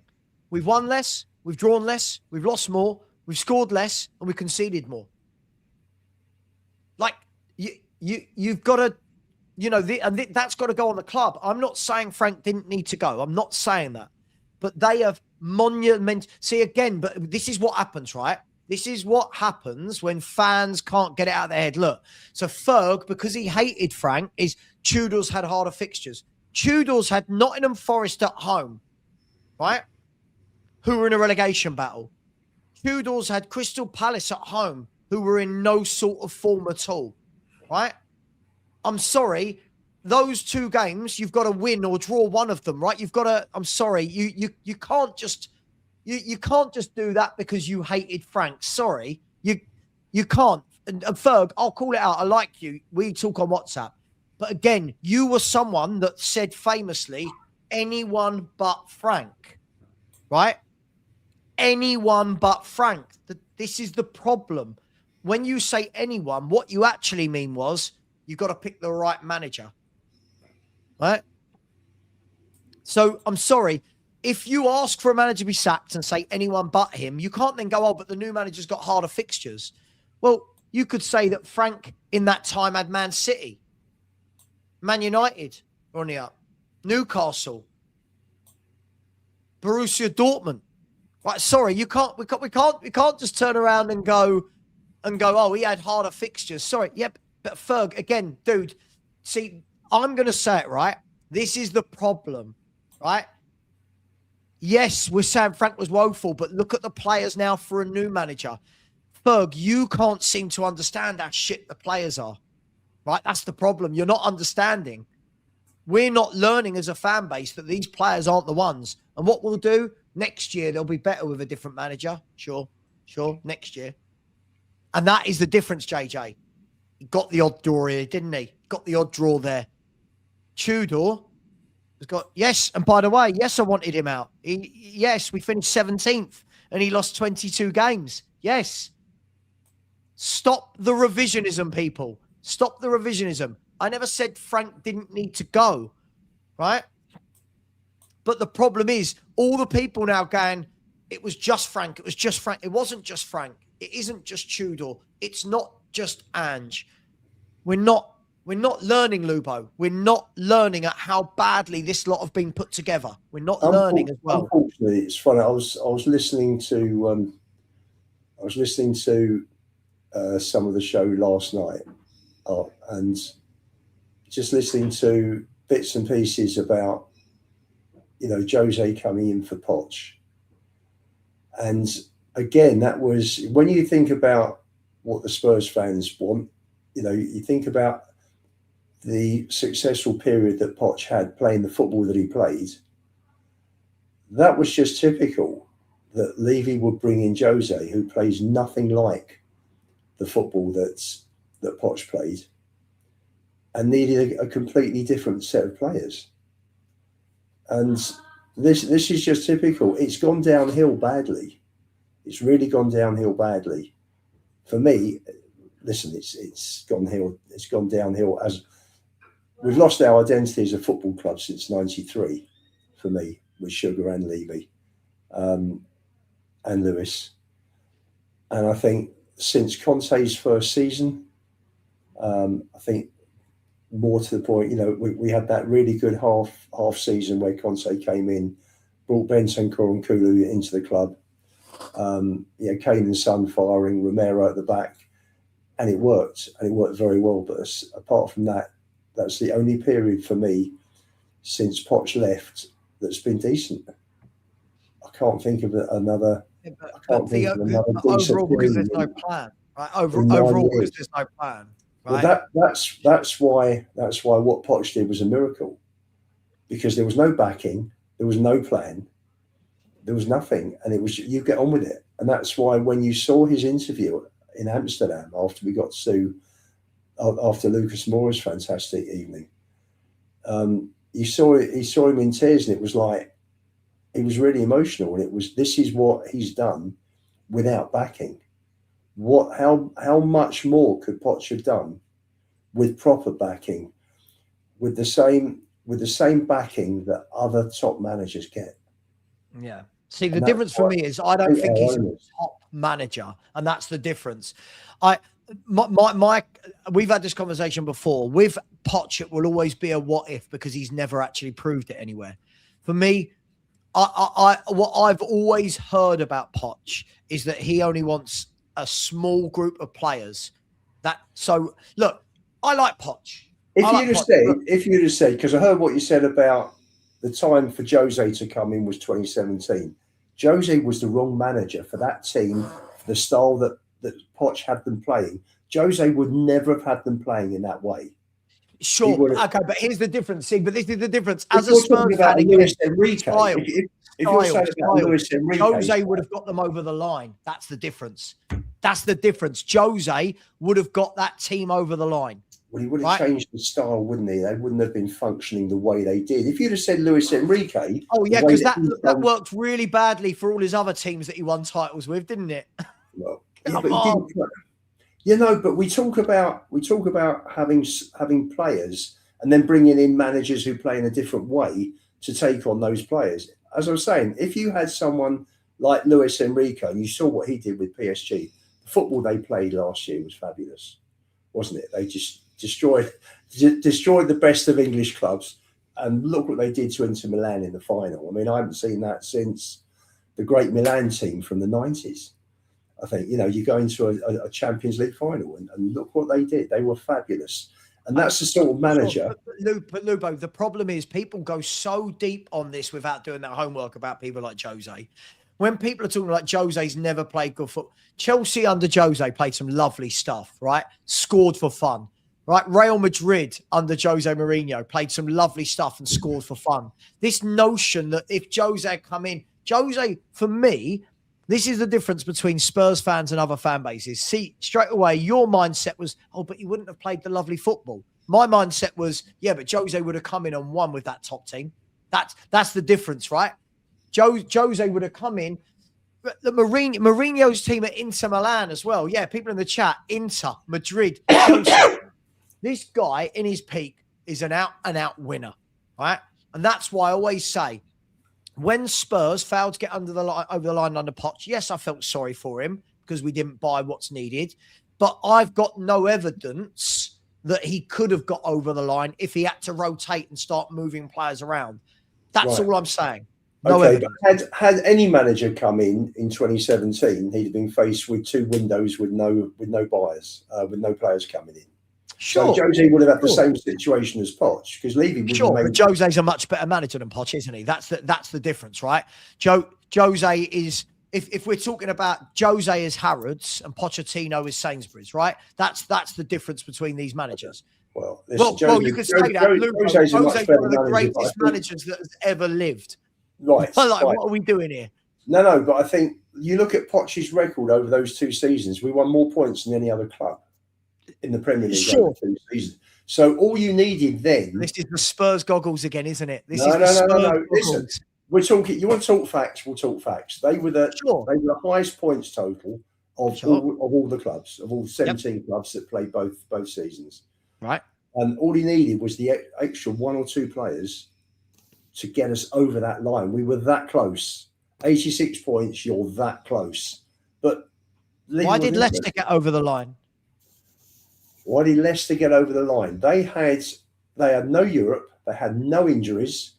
They had a settled team right the way throughout. They had some 2 or 3. We didn't really have injuries in that period, did we? Did we really? I'll go back and check the appearances. Right. This is what I mean. When it's Spurs, there's always an excuse, right?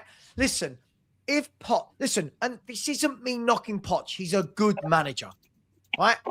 But there's no evidence ever in his career that had he just been given 2 or 3 extra players, that he knew how to rotate them, that he knew how to mix it up. This is a manager, by the way, that got into a cup final and decided to drop the guy that scored the hat-trick that got him there. This is a manager that in an FA Cup semi-final decided to play Son left wing-back. This is a manager, let me finish. This is a manager that in a North London derby decided to drop Toby Alderweireld, play 1-4, and we lost 4-1. This is a manager that in the Cup semi-final the year before dropped Walker and Lloris. So, yes, he was a good manager, but there is no evidence that the man can get anything over the line. No evidence. But look at the players. Look at the squad members that Poch had. I remember going to West Ham. The one match in that Leicester winning season where we could have gone top was March the 3rd at Upton Park.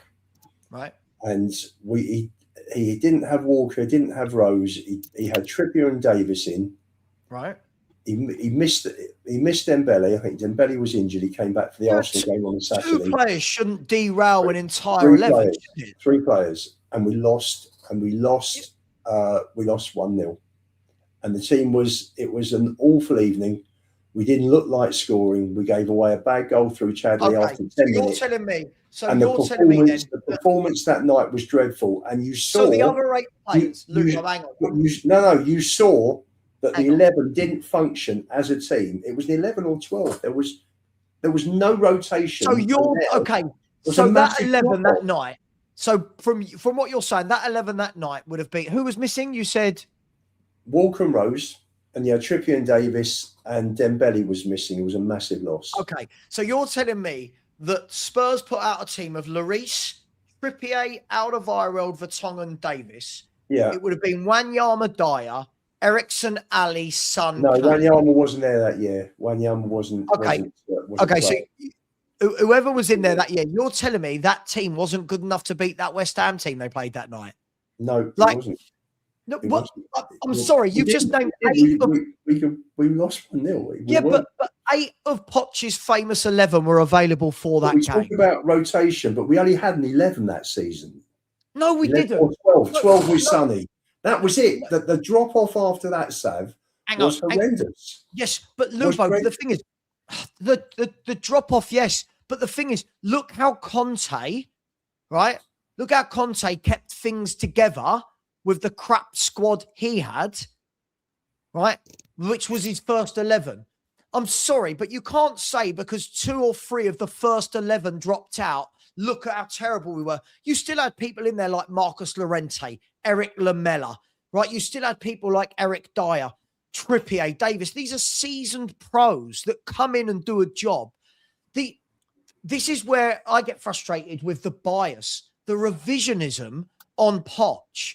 He was really good, but in big moments, he choked, right? Sorry, James, welcome to the show. In big moments, Pochettino, for me, yes, he did a really good job, right? But he choked. The decisions he made in big games were baffling, right? The decision in the Champions League final, for me, showed me that's not a winner. That is not a winner.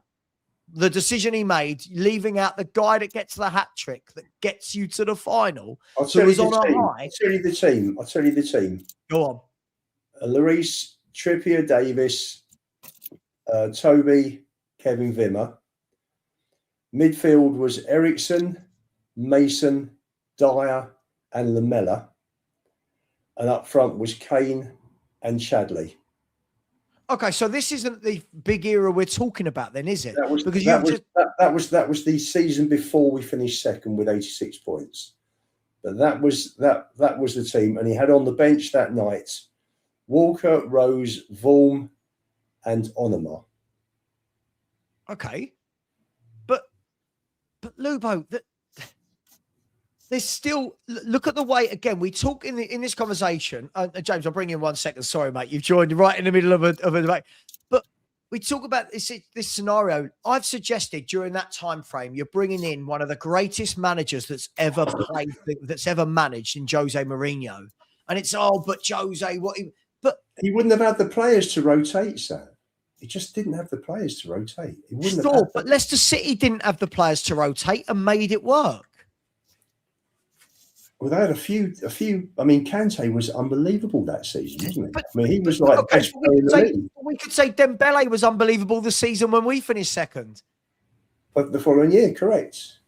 Right. So why didn't we win it? What? We had Dembele. Hang on, which year are you talking about now? Either of those 2 years where we when Chelsea won it and Leicester City won it above us, right? Well, Chelsea went on a 13-game winning run, didn't they? That was just. But you know, you've got an answer for every time Spurs fail.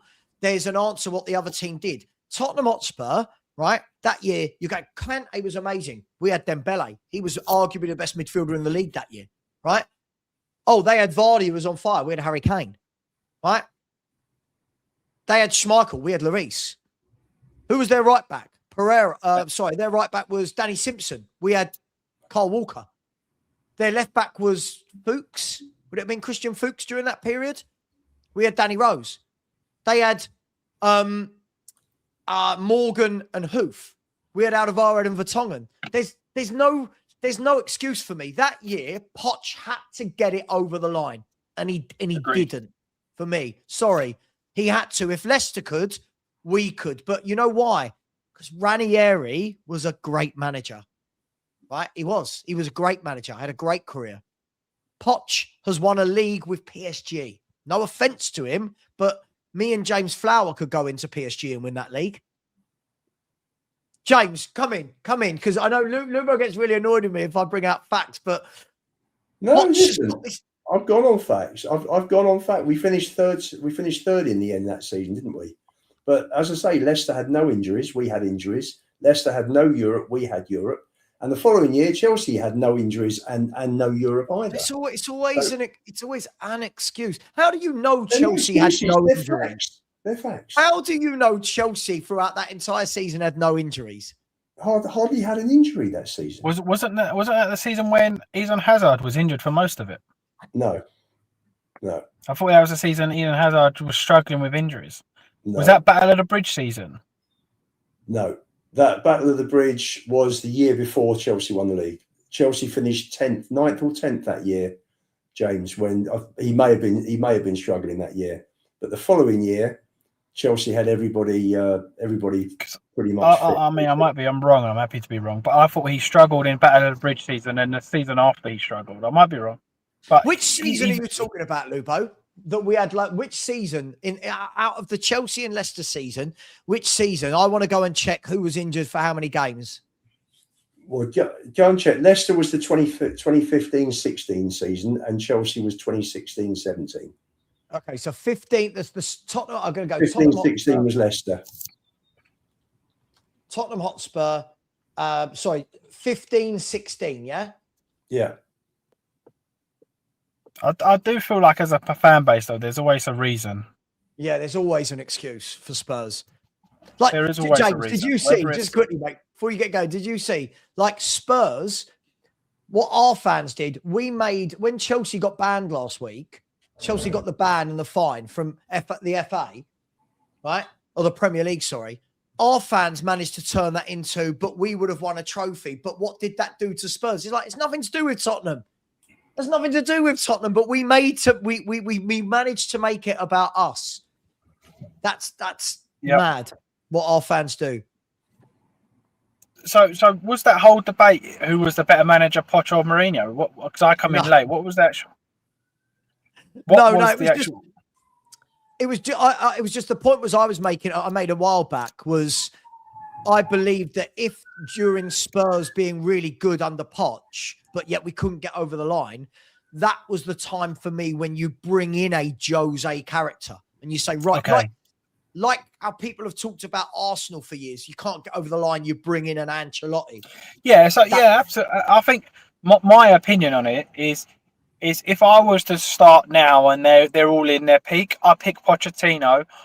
Let him build what he does. The moment we're there or thereabouts, you sack Pochettino and you bring in the winner, right?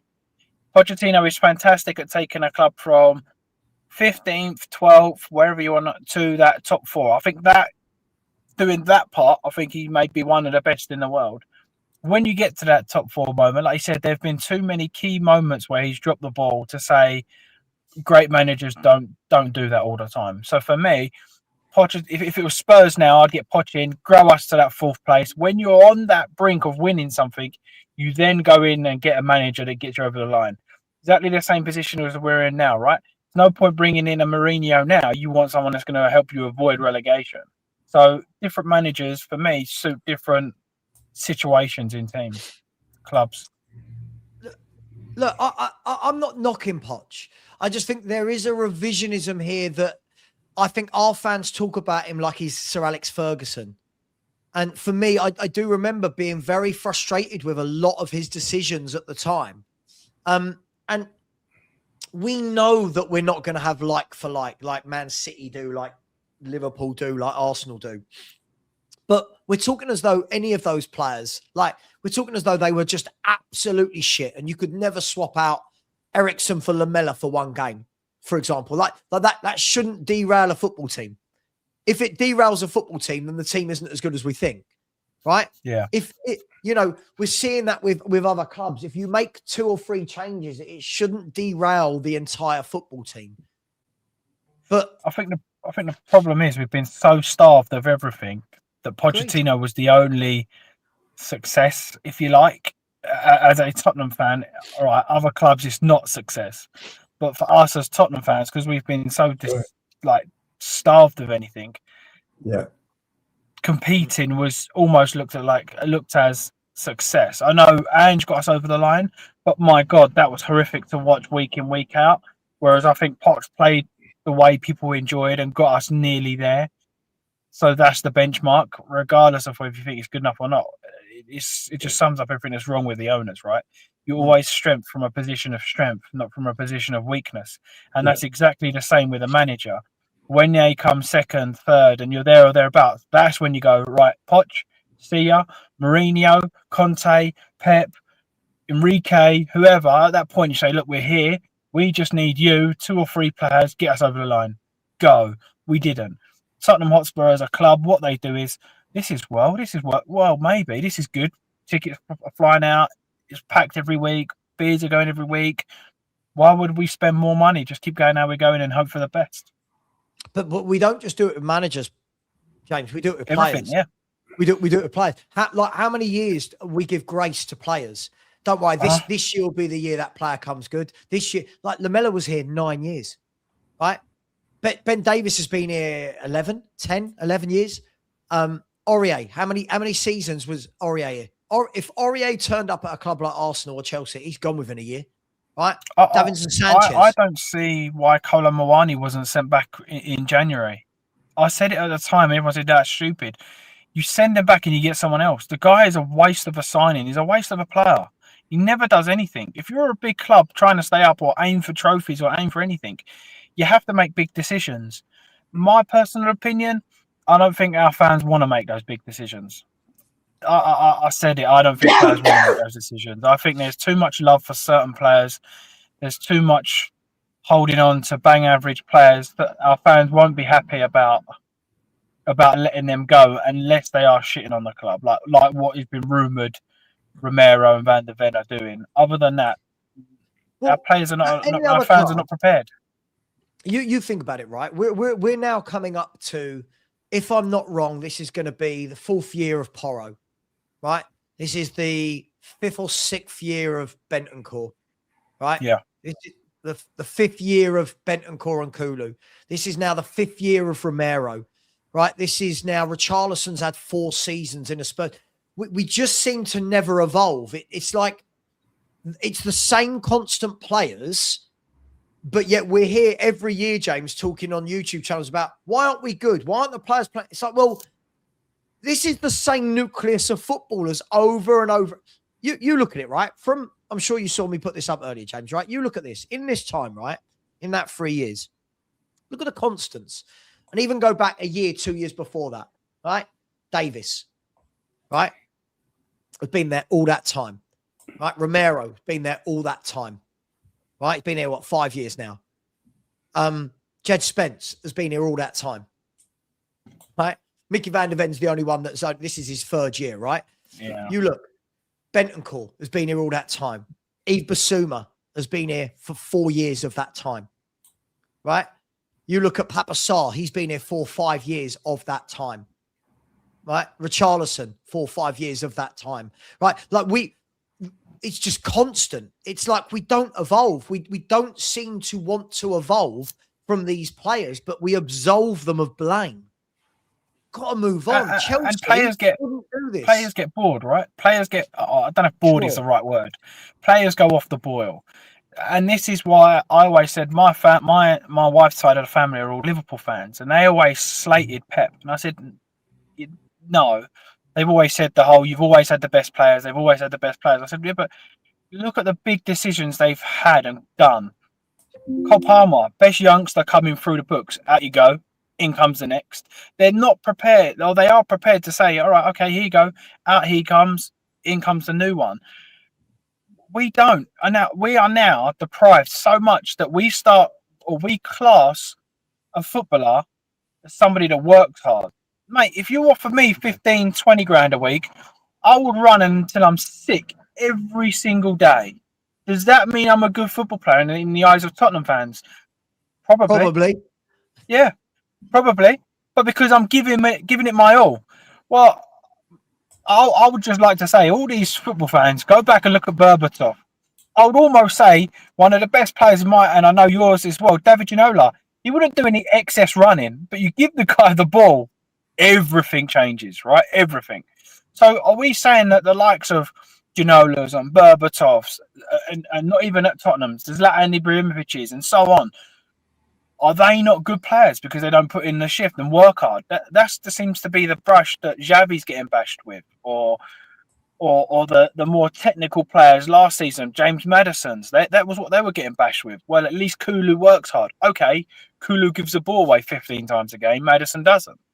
Like, it is so frustrating to be a Spurs fan. You're bang on. That's my opinion anyway. You know what? The number of shows I watch, not just YouTube, like Talk Sport or Sky Sport, and they go, God, I thought so-and-so had a really good game today. And you rack your brain back and you go, I'm not going to name any players here, but you rack your brain back and go, did they? Like, what did they do for a good game? Oh, they worked hard. Okay. So, you're right. That's like in my old job, someone going, God, Savva was good at work today. Well, what did he do? Well, he turned up. He came back after lunch. Do you know what I mean? He left at 5:30. Like, this is where we're at now. I watched last one on Spurs last night, and I saw big up to Ricky in that. I saw a couple of the guests, what they mentioned, the players that have played well yesterday, and I'm thinking, are you watching the same game as me? I'm watching a game where Forest were calm, composed, never really under trouble, dealt with all our crosses in the first half. All right, one tipped over the bar. But then people are going, thought he had a really good game. Why? He ran around. Brilliant. Like, this is how far we've fallen. And I don't blame the fans, James, because we're so starved of watching footballers. We are so starved now of watching technical footballers that people will see Sarr run around and go, cool, I thought Sarr worked hard today. In my opinion, if I see Sarr play for Tottenham Hotspur again, I'm turning it off before I even kick off. I can't do it anymore. That guy is the definition of fraud. He is stealing a living. I don't know how we paid 15 million or whatever it was for him. He is the worst footballer I think I've ever seen at Tottenham Hotspur. By none. Can't pass, can't tackle, can't track his man. He has no spatial awareness of anything. And I think, and I don't want to downplay him, Lubo, sorry, I think Gray looks so much better because Sarr next to him is so poor. And I mean, so poor. He's making Gray stand out. I think Gray's fighting. I just don't think he's anywhere near ready for this club at this level. But James, this level is 17th over the last 3 years. And that's I still don't think. Yeah, but I still don't think Gray is ready at that level, or Sarr is at that level. That's my opinion. Gray's been one of their best players for the past month, and that's why we're 17th, right? Exactly. So, what are all the others doing? I'm not taking that away. Sarr's crap. I've called Richarlison crap. Gray's I've the called only one crap. that's playing consistently, Lubo, as well. So when we're saying what are the others doing, like people keep saying to me, Gallagher's been rubbish. When did Gallagher last play? Like, when did he last get minutes? He's not been fit. He's not been fit since he joined. He's not been match fit, has he? But even when he joined, we're chucking him out on the right wing, right? I know. You know, listen. I don't believe he's not fully fit. I didn't think Gray was good yesterday. I thought he was excellent against Atletico. I thought he was non-existent against Liverpool, non-existent against Atletico the game before. I thought he was decent against Palace. But when we're saying one of our better players, we're judging it on not a lot. Like yesterday, someone said 9 of his first 14 passes yesterday in the game, Archie Gray lost the ball. But fans go, God, I thought he had a good first half. Cool. If my midfielder gives the ball away 9 of 14 attempts or whatever it was 9 of 14 or 9 of 16, that's not good. Right? Yeah. But, and I'm not blaming Gray, but this isn't about Gray because he is much better than Papa Sarr, by the way. Let me just put that out there right now. Right? He's much better than Papa Sarr. But we do that a lot with players. Like the week before against Liverpool, Tell lost the ball, 22 times in the game. People are going, really good game. Well, what are we judging good on nowadays? Like, if losing the ball nearly every time you get it is considered a good game, no wonder we might get relegated because we now don't know what a good game looks like. We have dropped so far. We've dropped so far from where we were 7-8 years ago. Even from Conte's year in 21, was it May 21 when we finished 4th? Look where it's been since then. No, 23 it was. Sorry, 23. Jose came in 19. Jose went in 21. Conte finished in the 22 season, right? The 21-22 season, we finished 4th. Yeah. Yeah. And that's 4 years ago. Look how it's dropped since then. Oh, you know what I worry about? I mean, we spoke this morning, Savva, off air. I worry that even if we stay up now, I don't know how we get better. I actually don't know the answer, which is scary, because all of the so-called better players will be leaving, right? I think that's kind of confirmed in the way they're acting and playing. And I don't know how you sell this Tottenham story. I don't know. I feel like Ange was like, right, we're playing attacking football. This is the way we're going to go. It failed, but you won a European trophy. Right, Frank, in you come. We've won a European trophy. We want to do this, this, and this, and this. Okay, let's push on. Didn't work, sack him. If we avoid relegation and all our big players leave, I don't even see how you go and sign Morgan Gibbs-Whites or players of that calibre, because you'll go to them and say, don't fancy joining us, do you? And they're going to go, for what? Well, we're going to be trying to push for Europe, but you're losing Romero, Porro, Maddison, Gallagher, whoever they may be, Kudos. So how are you going to be pushing? The only way I see Tottenham actually kind of getting back on that roller coaster is if they go to some bigger clubs and give out ridiculously big money for average players. So, for example, I don't think he's coming, but Camavinga from Real Madrid, if he's valued at 50 million, to sign someone like that, you're going to have to go up to him and say, look, here's 150 million, and sell the story and start getting those names in to sort of proceed. Other than that, but you're not getting Camavingas. No, I know. I'm just sort of using that as an example. I know. Sure. I'm just saying he's been valued at around 50, 60 million. And for us to even enter the contract or enter negotiations, we're going to have to go in at Camavinga, have a look. Here's 400 grand a week, and Real Madrid is 150 grand on this, and your agent can have 300 million, just to sort of have that conversation. And even then, I don't think you're going to get players like that. So my worry isn't if we stay up or go down now. I don't see how we turn this around, even if we do stay up. Do you know how we do, James? Do you know how we do? Unfortunately, people, again, shut your ears if you shut your ears. Some people, we have to act like a Fulham or a Brentford or a Bournemouth. We have to stop worrying about the name of the player and bring in footballers that work for a new setup. Bring in players that on paper, people go, he's never good enough for Tottenham, right? But they actually function as a team. You watch Brighton, right? We could do this game all day long, James, right? How many times do Spurs go to play a game and our fans go, how many of their 11 get in our 11? Right, they don't get it. They don't get that those teams are built for a position, right?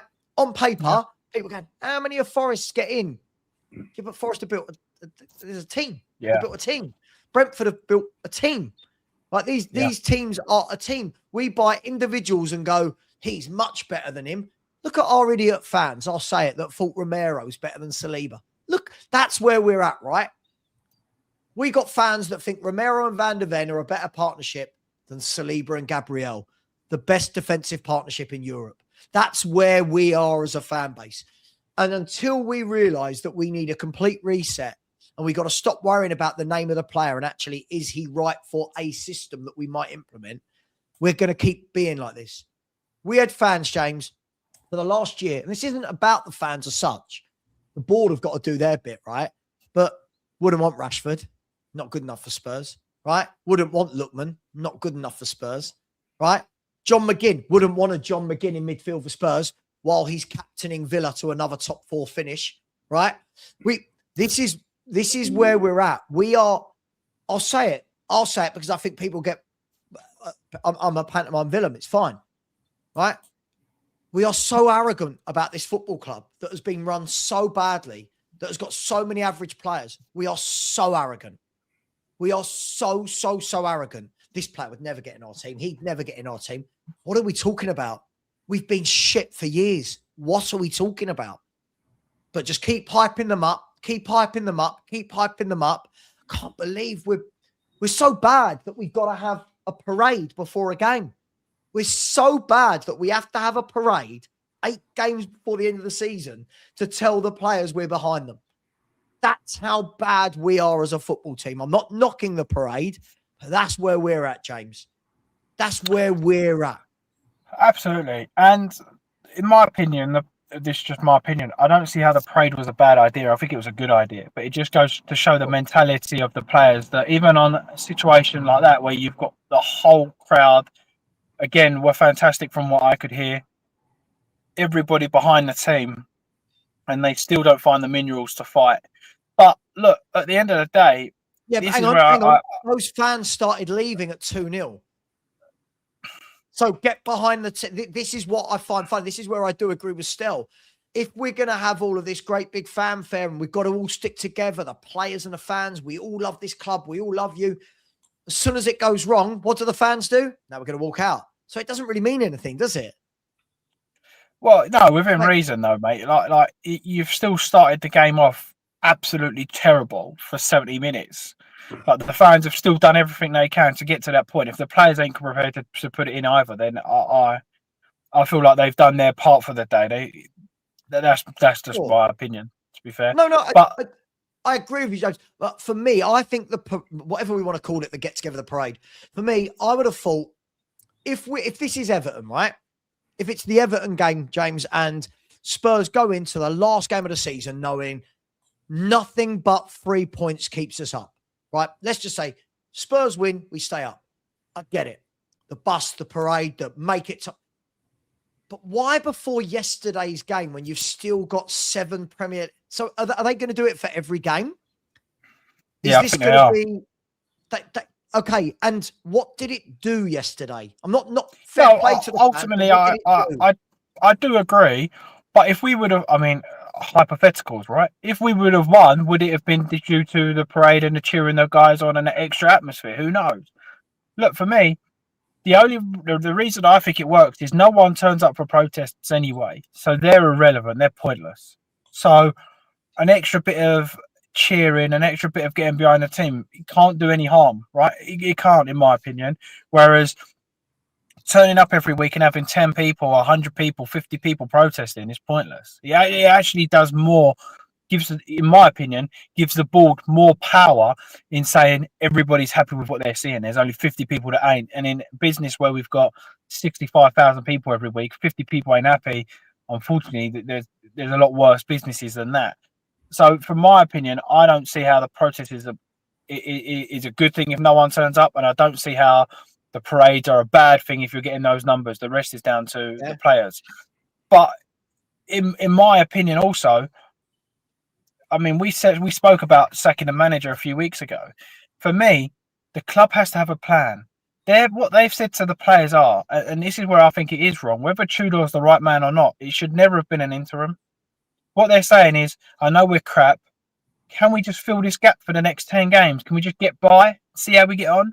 No, it doesn't work like that. These players are taking the right mick, and since Tudor's come in, that's now we've seen the attitudes of Romero's, the Van der Vens. Porro looks like, regardless of Porro can't defend or not, Porro always used to give 100% and have that kind of cocky arrogance, even whether he was good enough. Now, he doesn't even have that. So, since Tudor's come in, it seems like the whole players have just gone like, I do what I want. Yeah, he may be saying this to the camera, but I do what I want. He's leaving in 10 games. That, for me, is the most important thing, that if Tudor's to go, which I was told that he's gone already, to be honest, if he was to go, that you cannot do another interim. You said you've been told that he's gone already? Yeah, I still speak to, through my son, I still speak to somebody that works for the club, and he told me yesterday, he said that he won't be returning. But I don't know if that's true or not. I'm just telling. He's now gone back to his family and stuff, but I was told yesterday that he won't be coming back. Well, So, for me, this whole Poch love, and the reason I was asking earlier about this whole Pochettino thing, in my opinion, Tottenham Hotspur go to Pochettino and say, here's a 5-year contract, here's the money you want, you sign it now or you never come back. That's it. I don't want to hear this, oh, but he can't leave America. Well, then he don't care enough, right? He doesn't have this love and this fascination for Tottenham. In my opinion, we need him now. We can't wait for America to do their business and then pop in after.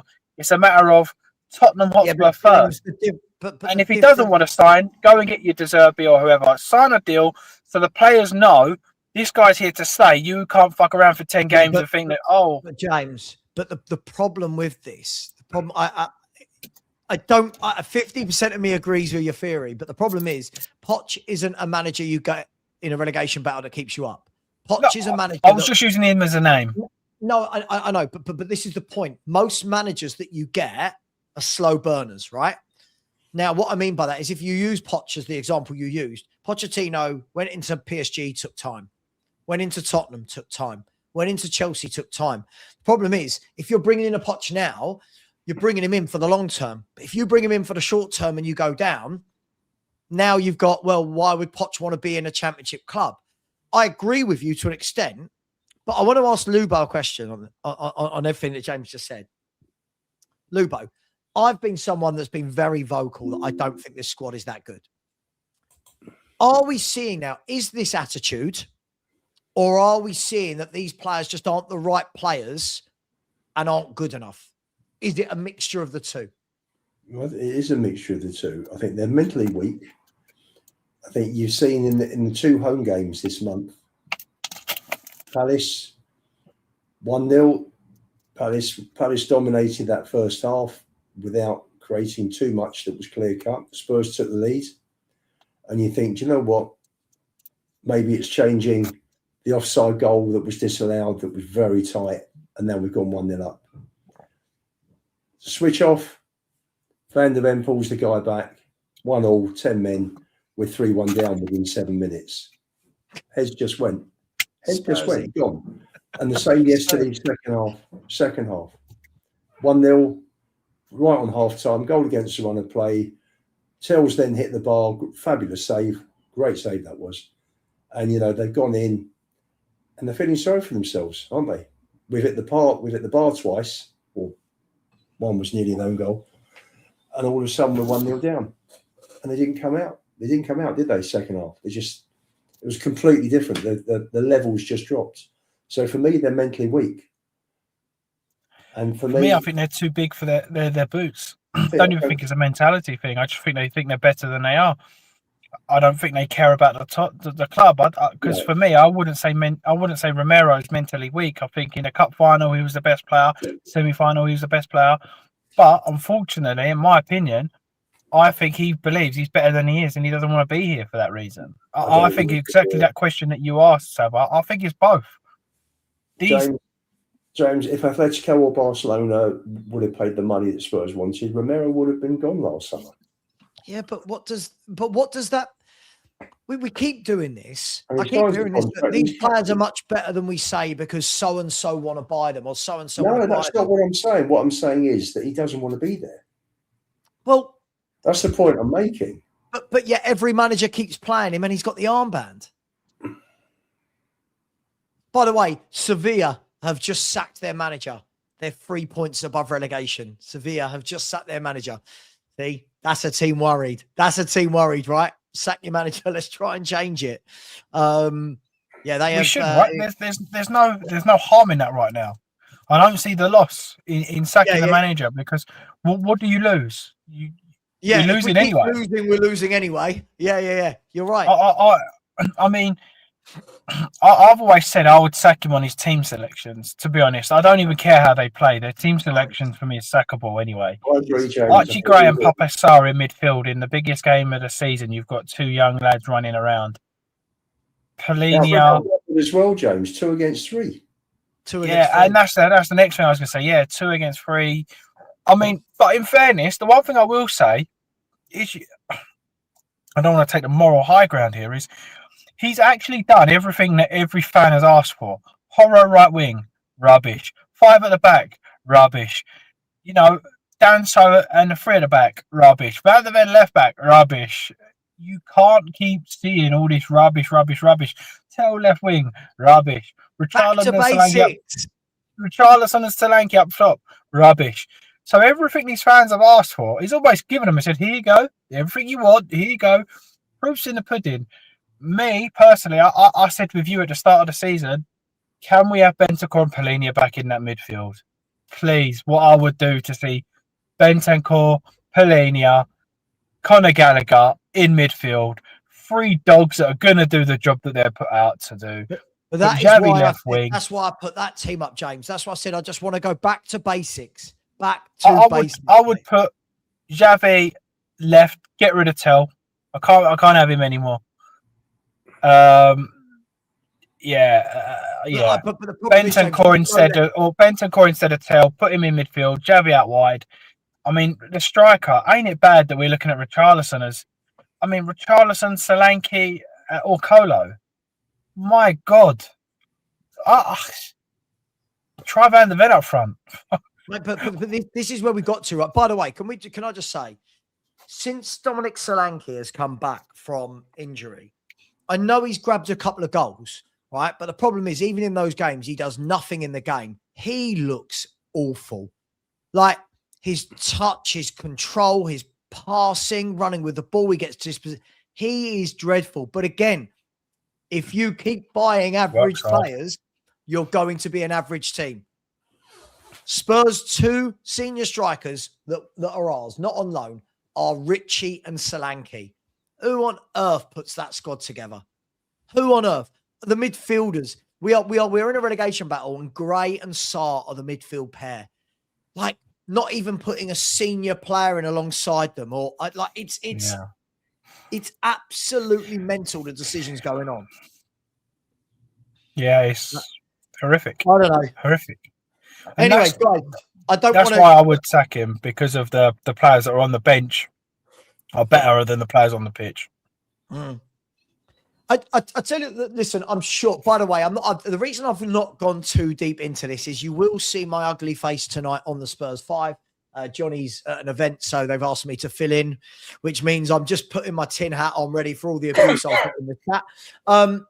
I'm guessing it will be a major topic tonight. I just know what Stell and Sean are like. I've got no doubt those two will be talking about that. For me, I don't understand what we thought it would do. For me, it's inside the stadium where the singing for the players should be. And for me, Rain made a good point. I don't think this is about giving the players confidence. I think this is about the players haven't got the ability. And especially when the manager sets them out that badly. You cannot put 2 men against 3. You cannot take off Jed Spence, put Porro at right back when you know Hudson-Odoi, is quick and will get in behind Porro. These decisions were baffling. And by the way, I'm going to say it, Destiny Udogie, I'm going to say it, this guy, I have no idea who he's paid for fans to believe that he's a good player. Every game I watch him play, I'm so disappointed with him. Yeah, he's every good. game. I've said that for ages. For me, the thing I will say is, for me, what I will say is the fans that say that the parade or whatever you want to call it is a bad idea are just the negative ones that are trying to push the change for Tottenham solution without any outcome. I know that's probably not going to go down too well. How can it possibly be a bad idea supporting your squad? What bad is that going to do before a game? I don't get it. Whether you think they should do more in the ground, I agree. But what bad or negative impact is that going to have on the team before they play their football? I don't see any. I'll tell you what negative impact. See, and this is something that Stell said, and I do agree with this. Right, these players can't deal with pressure. For me, I think that added pressure to them, right? And it showed the whole world, right, what a shambles we are. For me, right? This is the thing. As Spurs fans, we can all say it was great, And I don't really care that they did it, James, right? As I said, I'm not going to go for that. I would have gone for a protest. But every other fan base is mocking us. Like, they're like, why on earth are Tottenham having a parade before a game? Like, but why would you have gone for a protest? Can I ask just why? Because no one turns up to them. No, but sure, I get that. But I've hit my ceiling on this. I've hit a brick wall with this, James, in terms of why can that many people turn up for a feel-good factor, but that many people can't turn up to get rid of I agree. So the owners that are running this club into the ground. Yeah. And that's why I feel it hypocritical, James. That's why I feel it hypocritical, because beginning of this season in games, and I think you might have been on my wavelength with this, but if I'm wrong, tell me, James.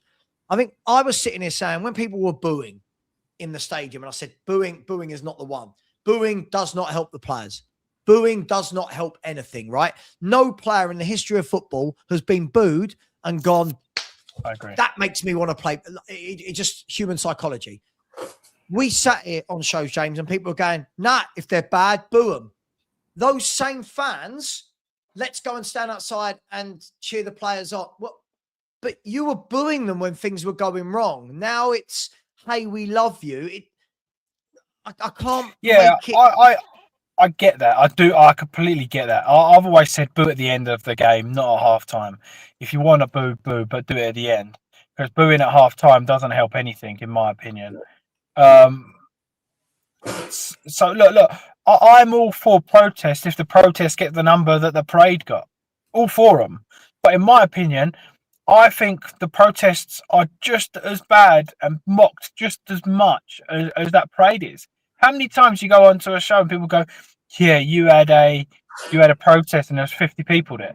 Yeah, but it's mocked for the numbers. It's mocked for the numbers, not for the cause, right?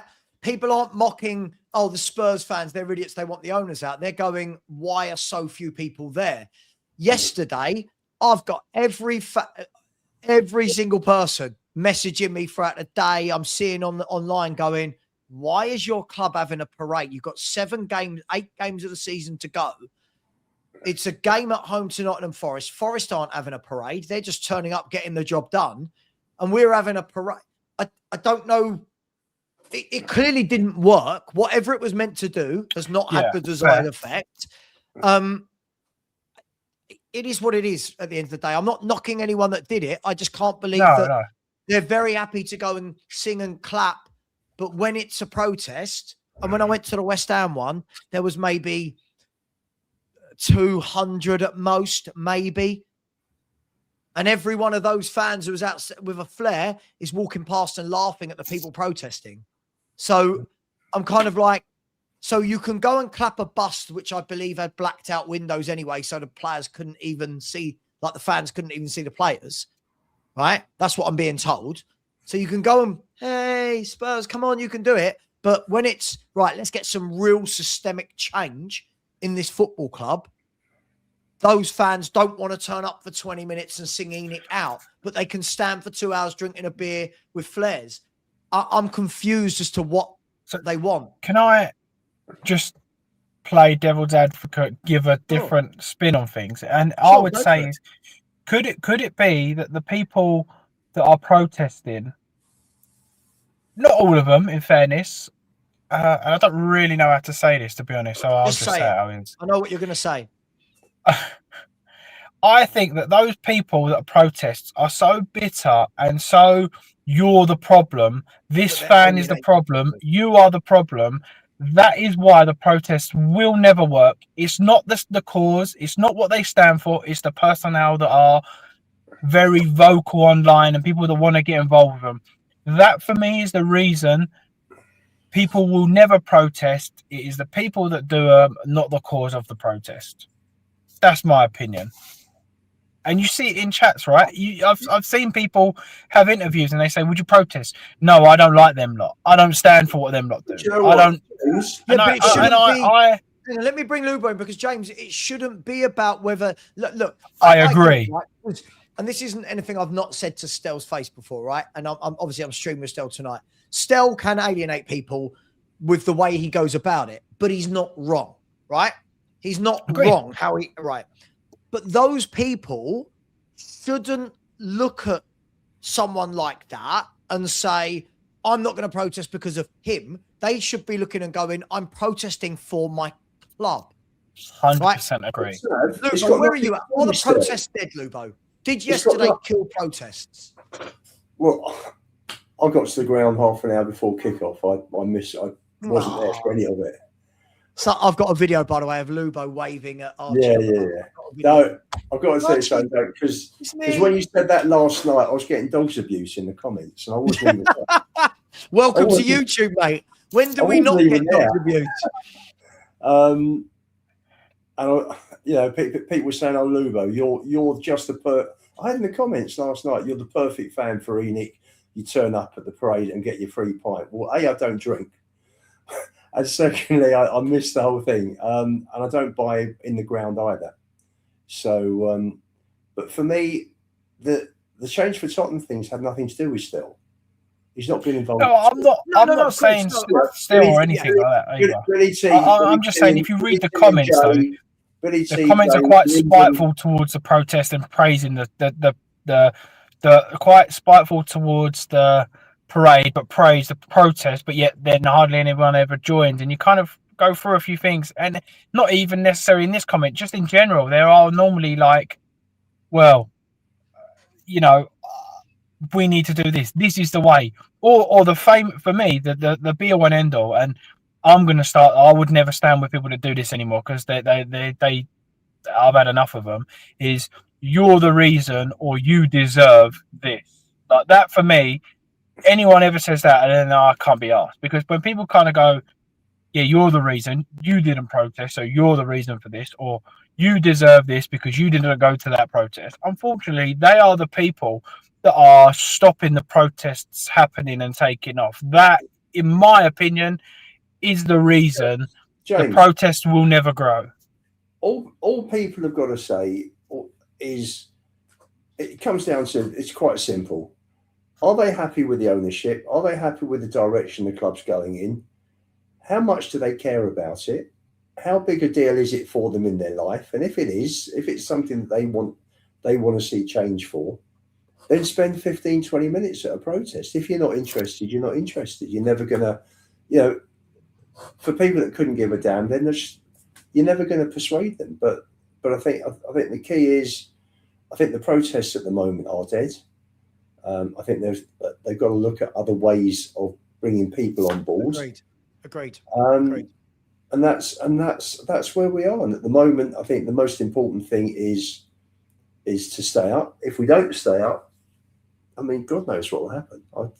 Who knows what will happen? But how are we going to bring anybody ever on if we're always continuously saying, well, you're the problem, you didn't turn up to this, or you back that and not this, or everyone has a different opinion, right? Everybody has a different opinion.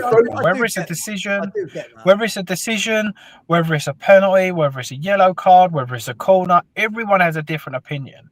To try and make 60,000 people all think in the same way, and if they don't, you're the problem. You deserve relegation. You deserve X, Y, Z. I don't go to protest because I don't go to many games. I went to one that was a pre-season friendly, and there was about 30 people there. But what I do is I watch my club every week on TV. My son gets the kits every season. I invest my money into that sort of thing. So I still do my bit. So does that mean that I'm part of the problem because I don't go to the protest? Does that mean I'm part of the problem because I don't do this? Right. It's just the only way, regardless of what you do, whether you protest, whether you parade, whether you storm the stadium, whether you do anything, what you decide to do, you leave. The only way any of it works is if everybody does it together. There shouldn't be calling out fans for this or that. There shouldn't be, you're on this side, so yes, your fault, you're this, you're that fault, you're accepting this, you're accepting that. The only way it works is if everybody is together, protesting, parading, walkout, sitting, singing. No point 50 people singing Enoch out if you've got 60,000 singing Come On You Spurs. It will never work unless you come together. And unfortunately, our fans want to be right more than they do want to see success, in my opinion. Let me just answer one comment from Acid Win. It's not about not giving a damn. It's about recognising that protests make no difference. The only thing Enoch will pay attention to are profits. You're 50% right there. Yes, of course they will pay attention to profits. But if everybody if everybody takes that attitude that they're not going to go to protest because they make no difference, then the protests will never get off the ground. And all of the fans, including you, are all entitled to a voice. And if you're unhappy about it, we live in a democracy. And these guys running the club are not God. And they deserve to hear. If you're unhappy with the way the club's being run, then they're entitled to hear your voice and my voice and everybody else's voices. But if everyone takes that attitude, it makes no difference, then they just carry on regardless, thinking, oh, well, the fans are happy. You've got to let them know you're not happy. Yes, but there has to be ways, right? James, there's no guarantee it will work. At the end of the day, they will only sell when they get an offer that suits them. Yeah, no, but more importantly, for the club to go into the right ways, you have to communicate together in the right ways. Yeah, you can't criticize people, call people. Now, I mean, in the YouTube, even in the comments, you go through comments, you get called all left, right, and center, whether you agree or disagree. For me, whether you like, I mean, me and Savva, we've said this so many times. What happened to go into the pub and saying, "Well, I think Harry Kane's better than Thierry Henry." No, you think Thierry Henry's better than Harry Kane. Great discussion. See you later. I'll see you next week. It doesn't end like that. It's you're wrong. You're the problem. You think this. That's why we're here. You deserve relegation. You deserve. And it's like, well, what happened to being a grown up? Having an adult debate, going, fair enough. Let's work together and get change. Fair enough. I'll get the next round. Fair enough. Let's go to the game next week. There's no adult situation where we kind of move forward as adults, have a debate and go forward. It's all nitpicking, insults. James, that's why we'll never succeed. Where it's worked, albeit in a small way, and whether the new owners are good enough, only United fans will answer you on that one. But the Glazers got pissed off with being the butt of everything. There were big demonstrations from United. They even stopped one match with Liverpool being played, didn't they? They broke into Old Trafford. But at the end of the day, the Glazers sold 25% and let Ratcliffe and Ineos run the club. And they handed over the running of the club to them for probably the majority, on a day-to-day basis. I don't know how it works for the big pay, the big purchases. But that worked. They sold 25% of their club. And in time, Ineos may well buy the rest. So it can work.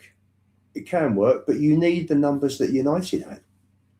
And, I don't know what's going to happen here. It's an interesting situation with ENIC. Can I throw something out there, Lubo? Can I throw something out there? See, for me, look, I think the protest thing for me has always been something where I've been, does it work? Does it not?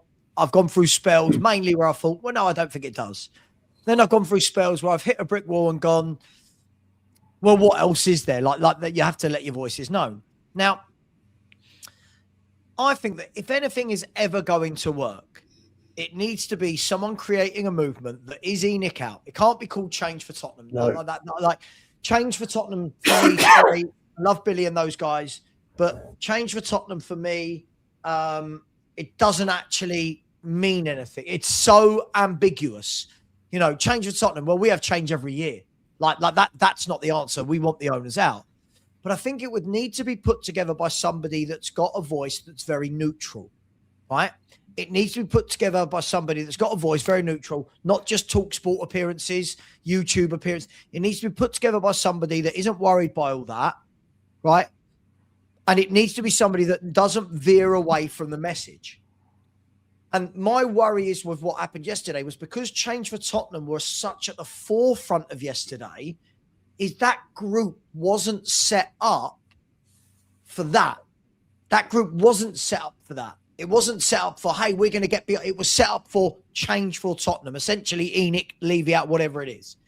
So I think somebody would have to wrap their arms around this that isn't in the limelight, that isn't a name on YouTube or TalkSport, whatever it may be, and is very open to the idea of listening to everybody. That is very much like, hey, I get why you don't want to protest, but you're welcome to join in. I get you, you're welcome. Everyone join us if you want to. Here's why we're doing it. This is what we're fighting for. But somebody that when you get to the ground, they have it organised. Where are we marching to and from? Have they got a megaphone so that they can belt out and everyone copy? Do you know what I mean? Make it militant. I just don't think, and that for me, even then, I can't say it's definitely going to work.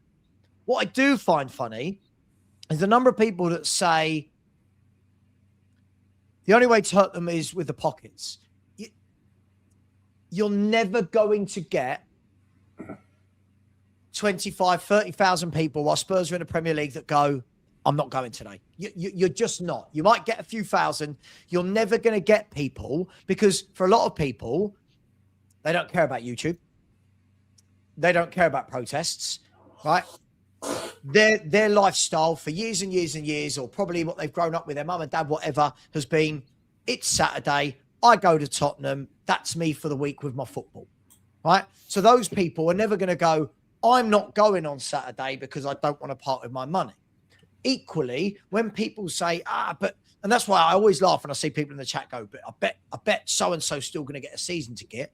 Well, yes, because that person doesn't want to lose their season ticket because they're a Spurs fan. Yeah. And they are hoping that if these owners do sell, what they don't want to be doing is going, yes, Elon Musk has bought Spurs, just for example. Elon Musk has bought Spurs and going to pump billions in. Fuck. I can't get a season ticket now because I'm 25,000 on the waiting list. So I don't think, to sum all that up, I don't think there is one hard and fast answer to any of this. I genuinely don't. I genuinely don't think there is. Hats off to anyone that's tried protesting, right? I hats off to them. But all I know is these owners have shown they don't want to sell. At the moment, they've shown they don't want to sell. There are 2 approaches in the summer. Turn them both down. We need that to change. What will make that change? I don't know. I just don't think there's one hard and fast answer. Yeah. Sorry for the monologue. There isn't, and that's the problem. That there isn't.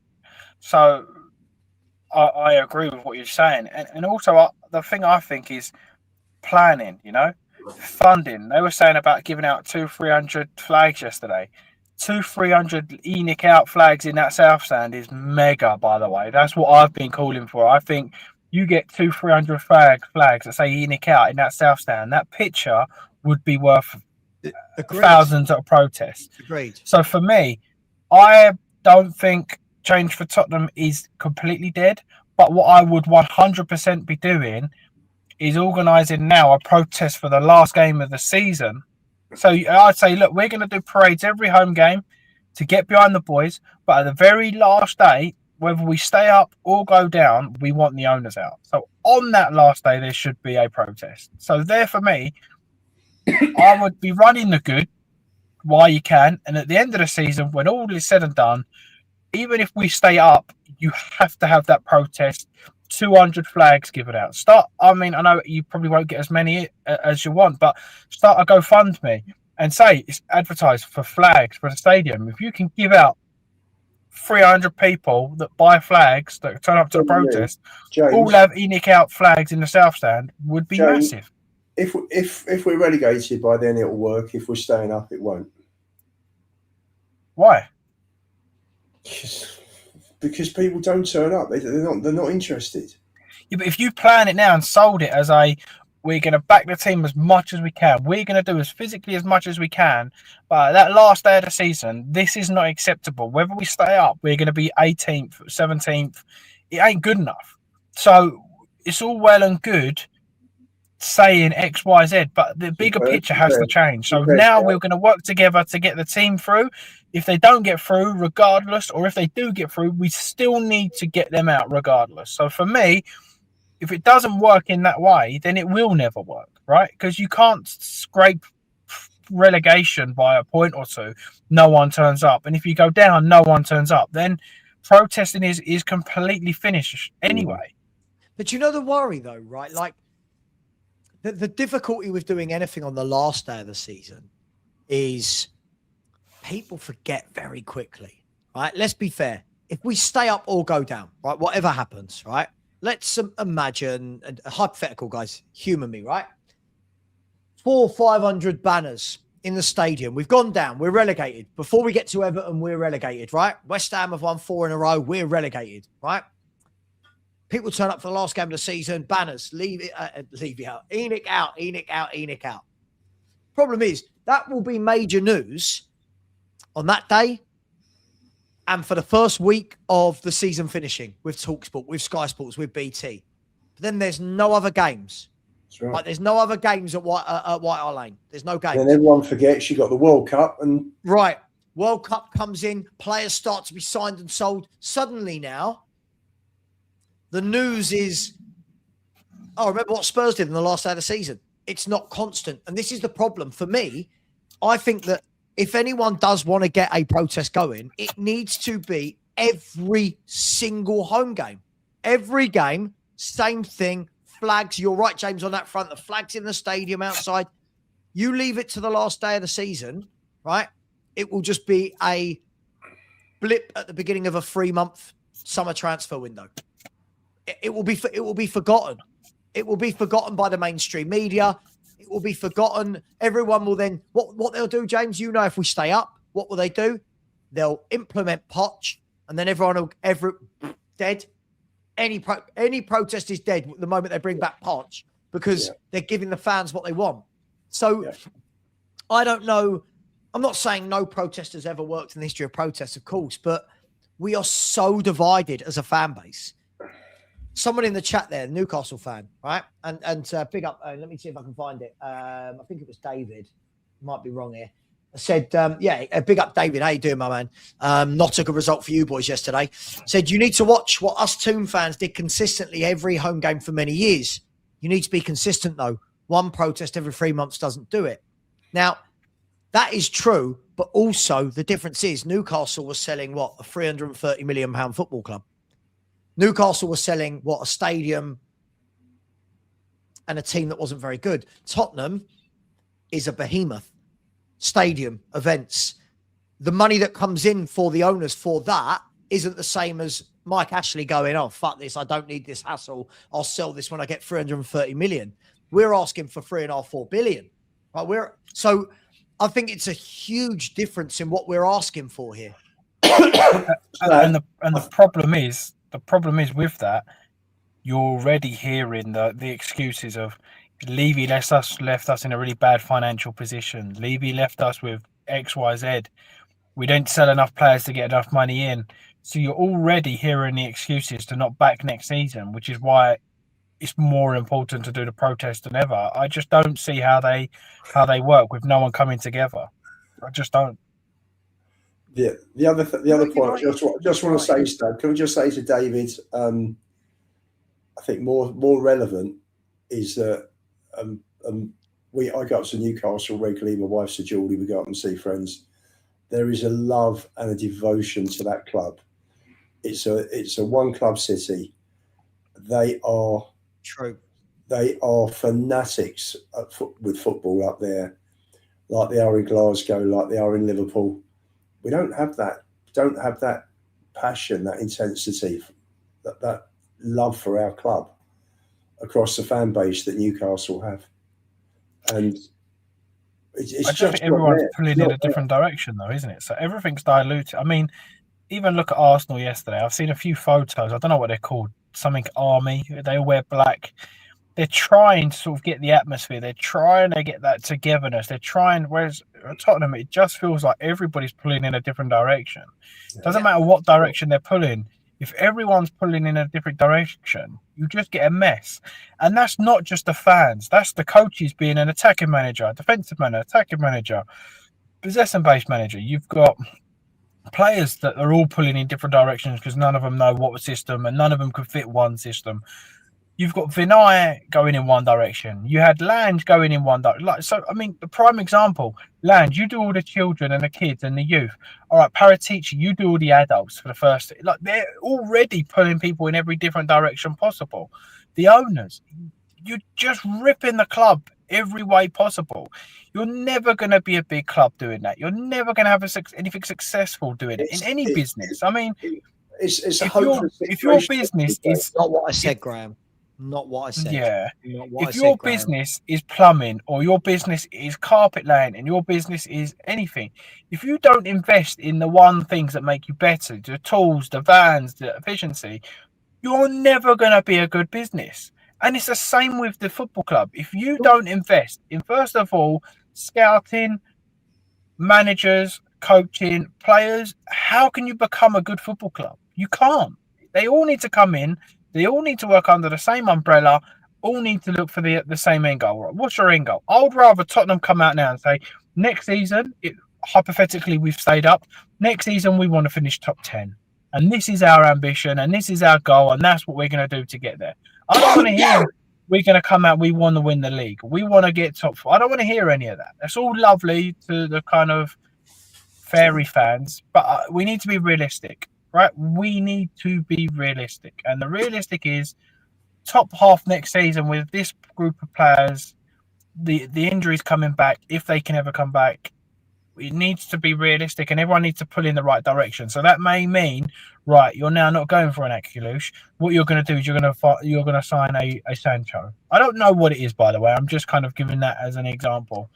Start buying players that are that mid-table club player and get to mid-table, and then you go again, and then you go again. You can't go from 17th to 3rd or whatever people may think. Look, I'm going to wrap up the show and do some super chats. Just quickly, when people like Bill say this, I think, Bill, this is where people are not understanding, right? I think we realise that how to hurt them is with a financial pocket. But as we said earlier, the difficulty is you've got a lot of people with season tickets that don't want to give that up, right? You've got a lot of people as well. This is the difference, Bill. You're assuming that all 60,000 people that go into that stadium are ENIC out. You're assuming that everyone has the same opinion. Now, what I did notice is when Arsenal were opposing Kroenke, right? When Newcastle did want Ashley out, do you know what I noticed, Lubo? It seemed to be 100% of the fan base wanted the same thing, right? You look, when people want... I think what united all of Newcastle as well was the fact that he wanted to take away the St James's Park name, and called it the Sports Direct Stadium, and the place just erupted again. Went mad against him, and everyone united. But this was the point I was trying to get to, right? When Pompey were protesting years ago against their owner, and Hull have done it, it was like lots of these clubs, by the way, were on the brink. Don't forget, I know we look at the big examples, right, of Premier League, but when you look at a lot of the protesting, it's the examples of this owner has taken us into administration. We want him out now.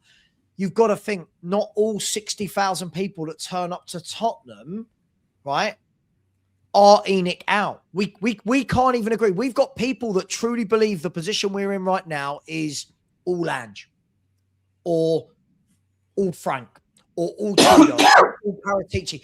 We can't even agree as a fan base that ENIC are the overarching problem. Right. So until that happens, people aren't going to stop spending their money. Right. And it's easy to say that to them, Bill. Can I add to that as well? But people. Hang on. Sorry, James. Sorry, Bill. Sorry, but you're not getting it. When you're saying I'm aiming this at the likes of Lubo who hate ENIC but pay them. But dude, Lubo, actually not just Lubo, me, James, we were here before ENIC, right? Lubo's gone to Tottenham every game he's probably could for the last 50 odd years, right? You can't then turn around to somebody whose lifelong passion is Tottenham and has gone and had a season ticket for decades and say, oh, I'm not going now because I hate the regime. Lubo loves Tottenham, hates the regime. Imagine Lubo, sorry, I'm talking about you like you're not here, Lubo, but tell me if I'm wrong. Imagine Lubo turned around and went, right, that's it. This summer, I'm not getting my season ticket back. Then after he gives his season ticket away, new owners come in. And he goes, I'm engaged again now. Right. Oh, I've got to scramble around to get a ticket each week. Oh, shit. Now I can't go to the away games because I've not got my points for going to the... So it's easier said than done, Bill. In an ideal fantasy world, none of us go. We leave the stadium empty. It's amazing. And that's what they want, Sav. That's what they want. Of course. They want fans like me out the way. They want the tourists that will come in and spend £100 in the club shop, because it's a day out. But that's what they want. It's still our football club. Yeah, when ENIC bugger off, yeah, it's our football club. Us, the fans. Sorry, James. The thing is with that as well, people are saying like, oh yeah, you cause money, you pay for X, Y, Z. Even by having a Sky Sports subscription, you're paying Daniel Levy. Having a TNT subscription, or not Levy, ENIC, you're paying ENIC. Yeah, all of these things leads to them. People say don't buy food and drink when you're in there. All right, that may affect the club £1 million or whatever. Yeah. These are billionaires, right? 400 or £4 billion company. 1 million is like a fiver to us. All right, or whatever. These guys are so wealthy that you would need to do that every single week to bring the value of the company down. It makes no difference to you spending that money on the day. At the end of the tax year, they go, oh, you didn't make this, this, and this, and this. You're now profiting only X, Y, Z. You need no one to go in there for a whole season and spend nothing. No shirts, no nothing. It is impossible.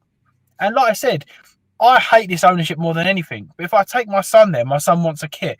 1,000,000% I'm buying him it. I remember going with my dad, buying me a kit on the day and doing the same thing. And I would do exactly the same for my son. So it doesn't work. That solution for me doesn't work. But also, you made a good point, James. When people say don't buy food or drink, I get it, right? I get it. But in the grand scheme of things, the food and drink isn't what makes Spurs their money. Let's be brutally honest. Spurs will make a profit from food or drink, but not a lot, right? If Lubo doesn't go this weekend, right? So no, let's say Lubo doesn't go. Guess what? Someone else is buying that ticket. What are we talking about, right? We live in this fantasy world where you think no one's going to buy tickets. It's crazy. So the ticket next to me, my son managed to pick up a ticket. He had a work colleague come over from the States, and pure fluke managed to get a ticket next to us yesterday. Our tickets yesterday, the average cost of the season ticket is £85. If you were to buy normally a Grade C game, it's 81. It was bought on the ticket exchange, and Tottenham charged £100. So the season ticket holder gets their £85 back, and the club make 15 quid on that ticket. So they're happy for people like me not to go and to put the ticket on the ticket exchange, because they're making 15 quid on top of what I've already paid them. Yeah. So instead of they're getting 80, if I were to give up that ticket every game, they get £100 or £90 or 110 or 120 quid, depending on whether it's a grade A, B, or C game. Look, I don't think people decompartmentalize their conversations. I think they think everything is black and white. Lubo doesn't go, they don't make money. Nonsense. Lubo doesn't go, someone buys the ticket, right? Someone buys the ticket. Let's be brutally honest about this, right? They've already got my money. They've already had my money since June last year. Sure. I'm just talking about if you gave up your season ticket, right?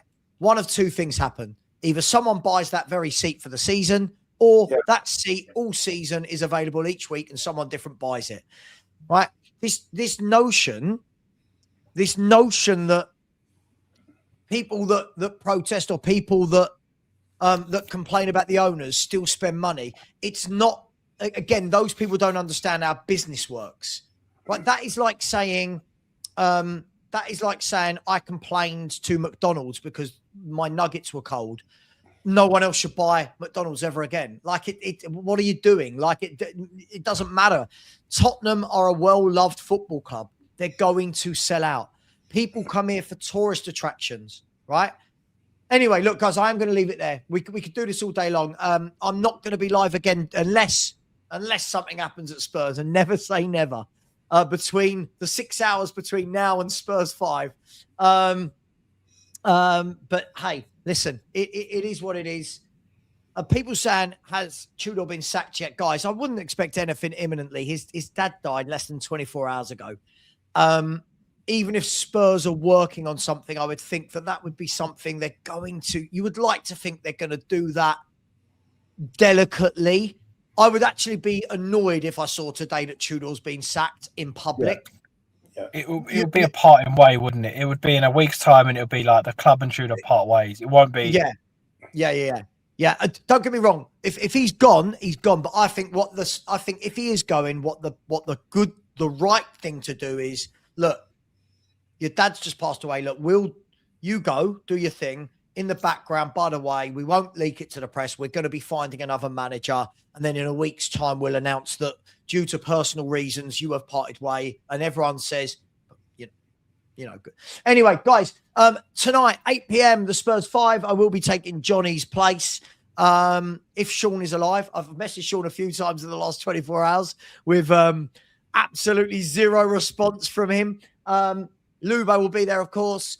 James Flower will probably be in the chat talking about his goalkeeper, Vicario. Anyway. James is joining us tonight as well. Are you, James?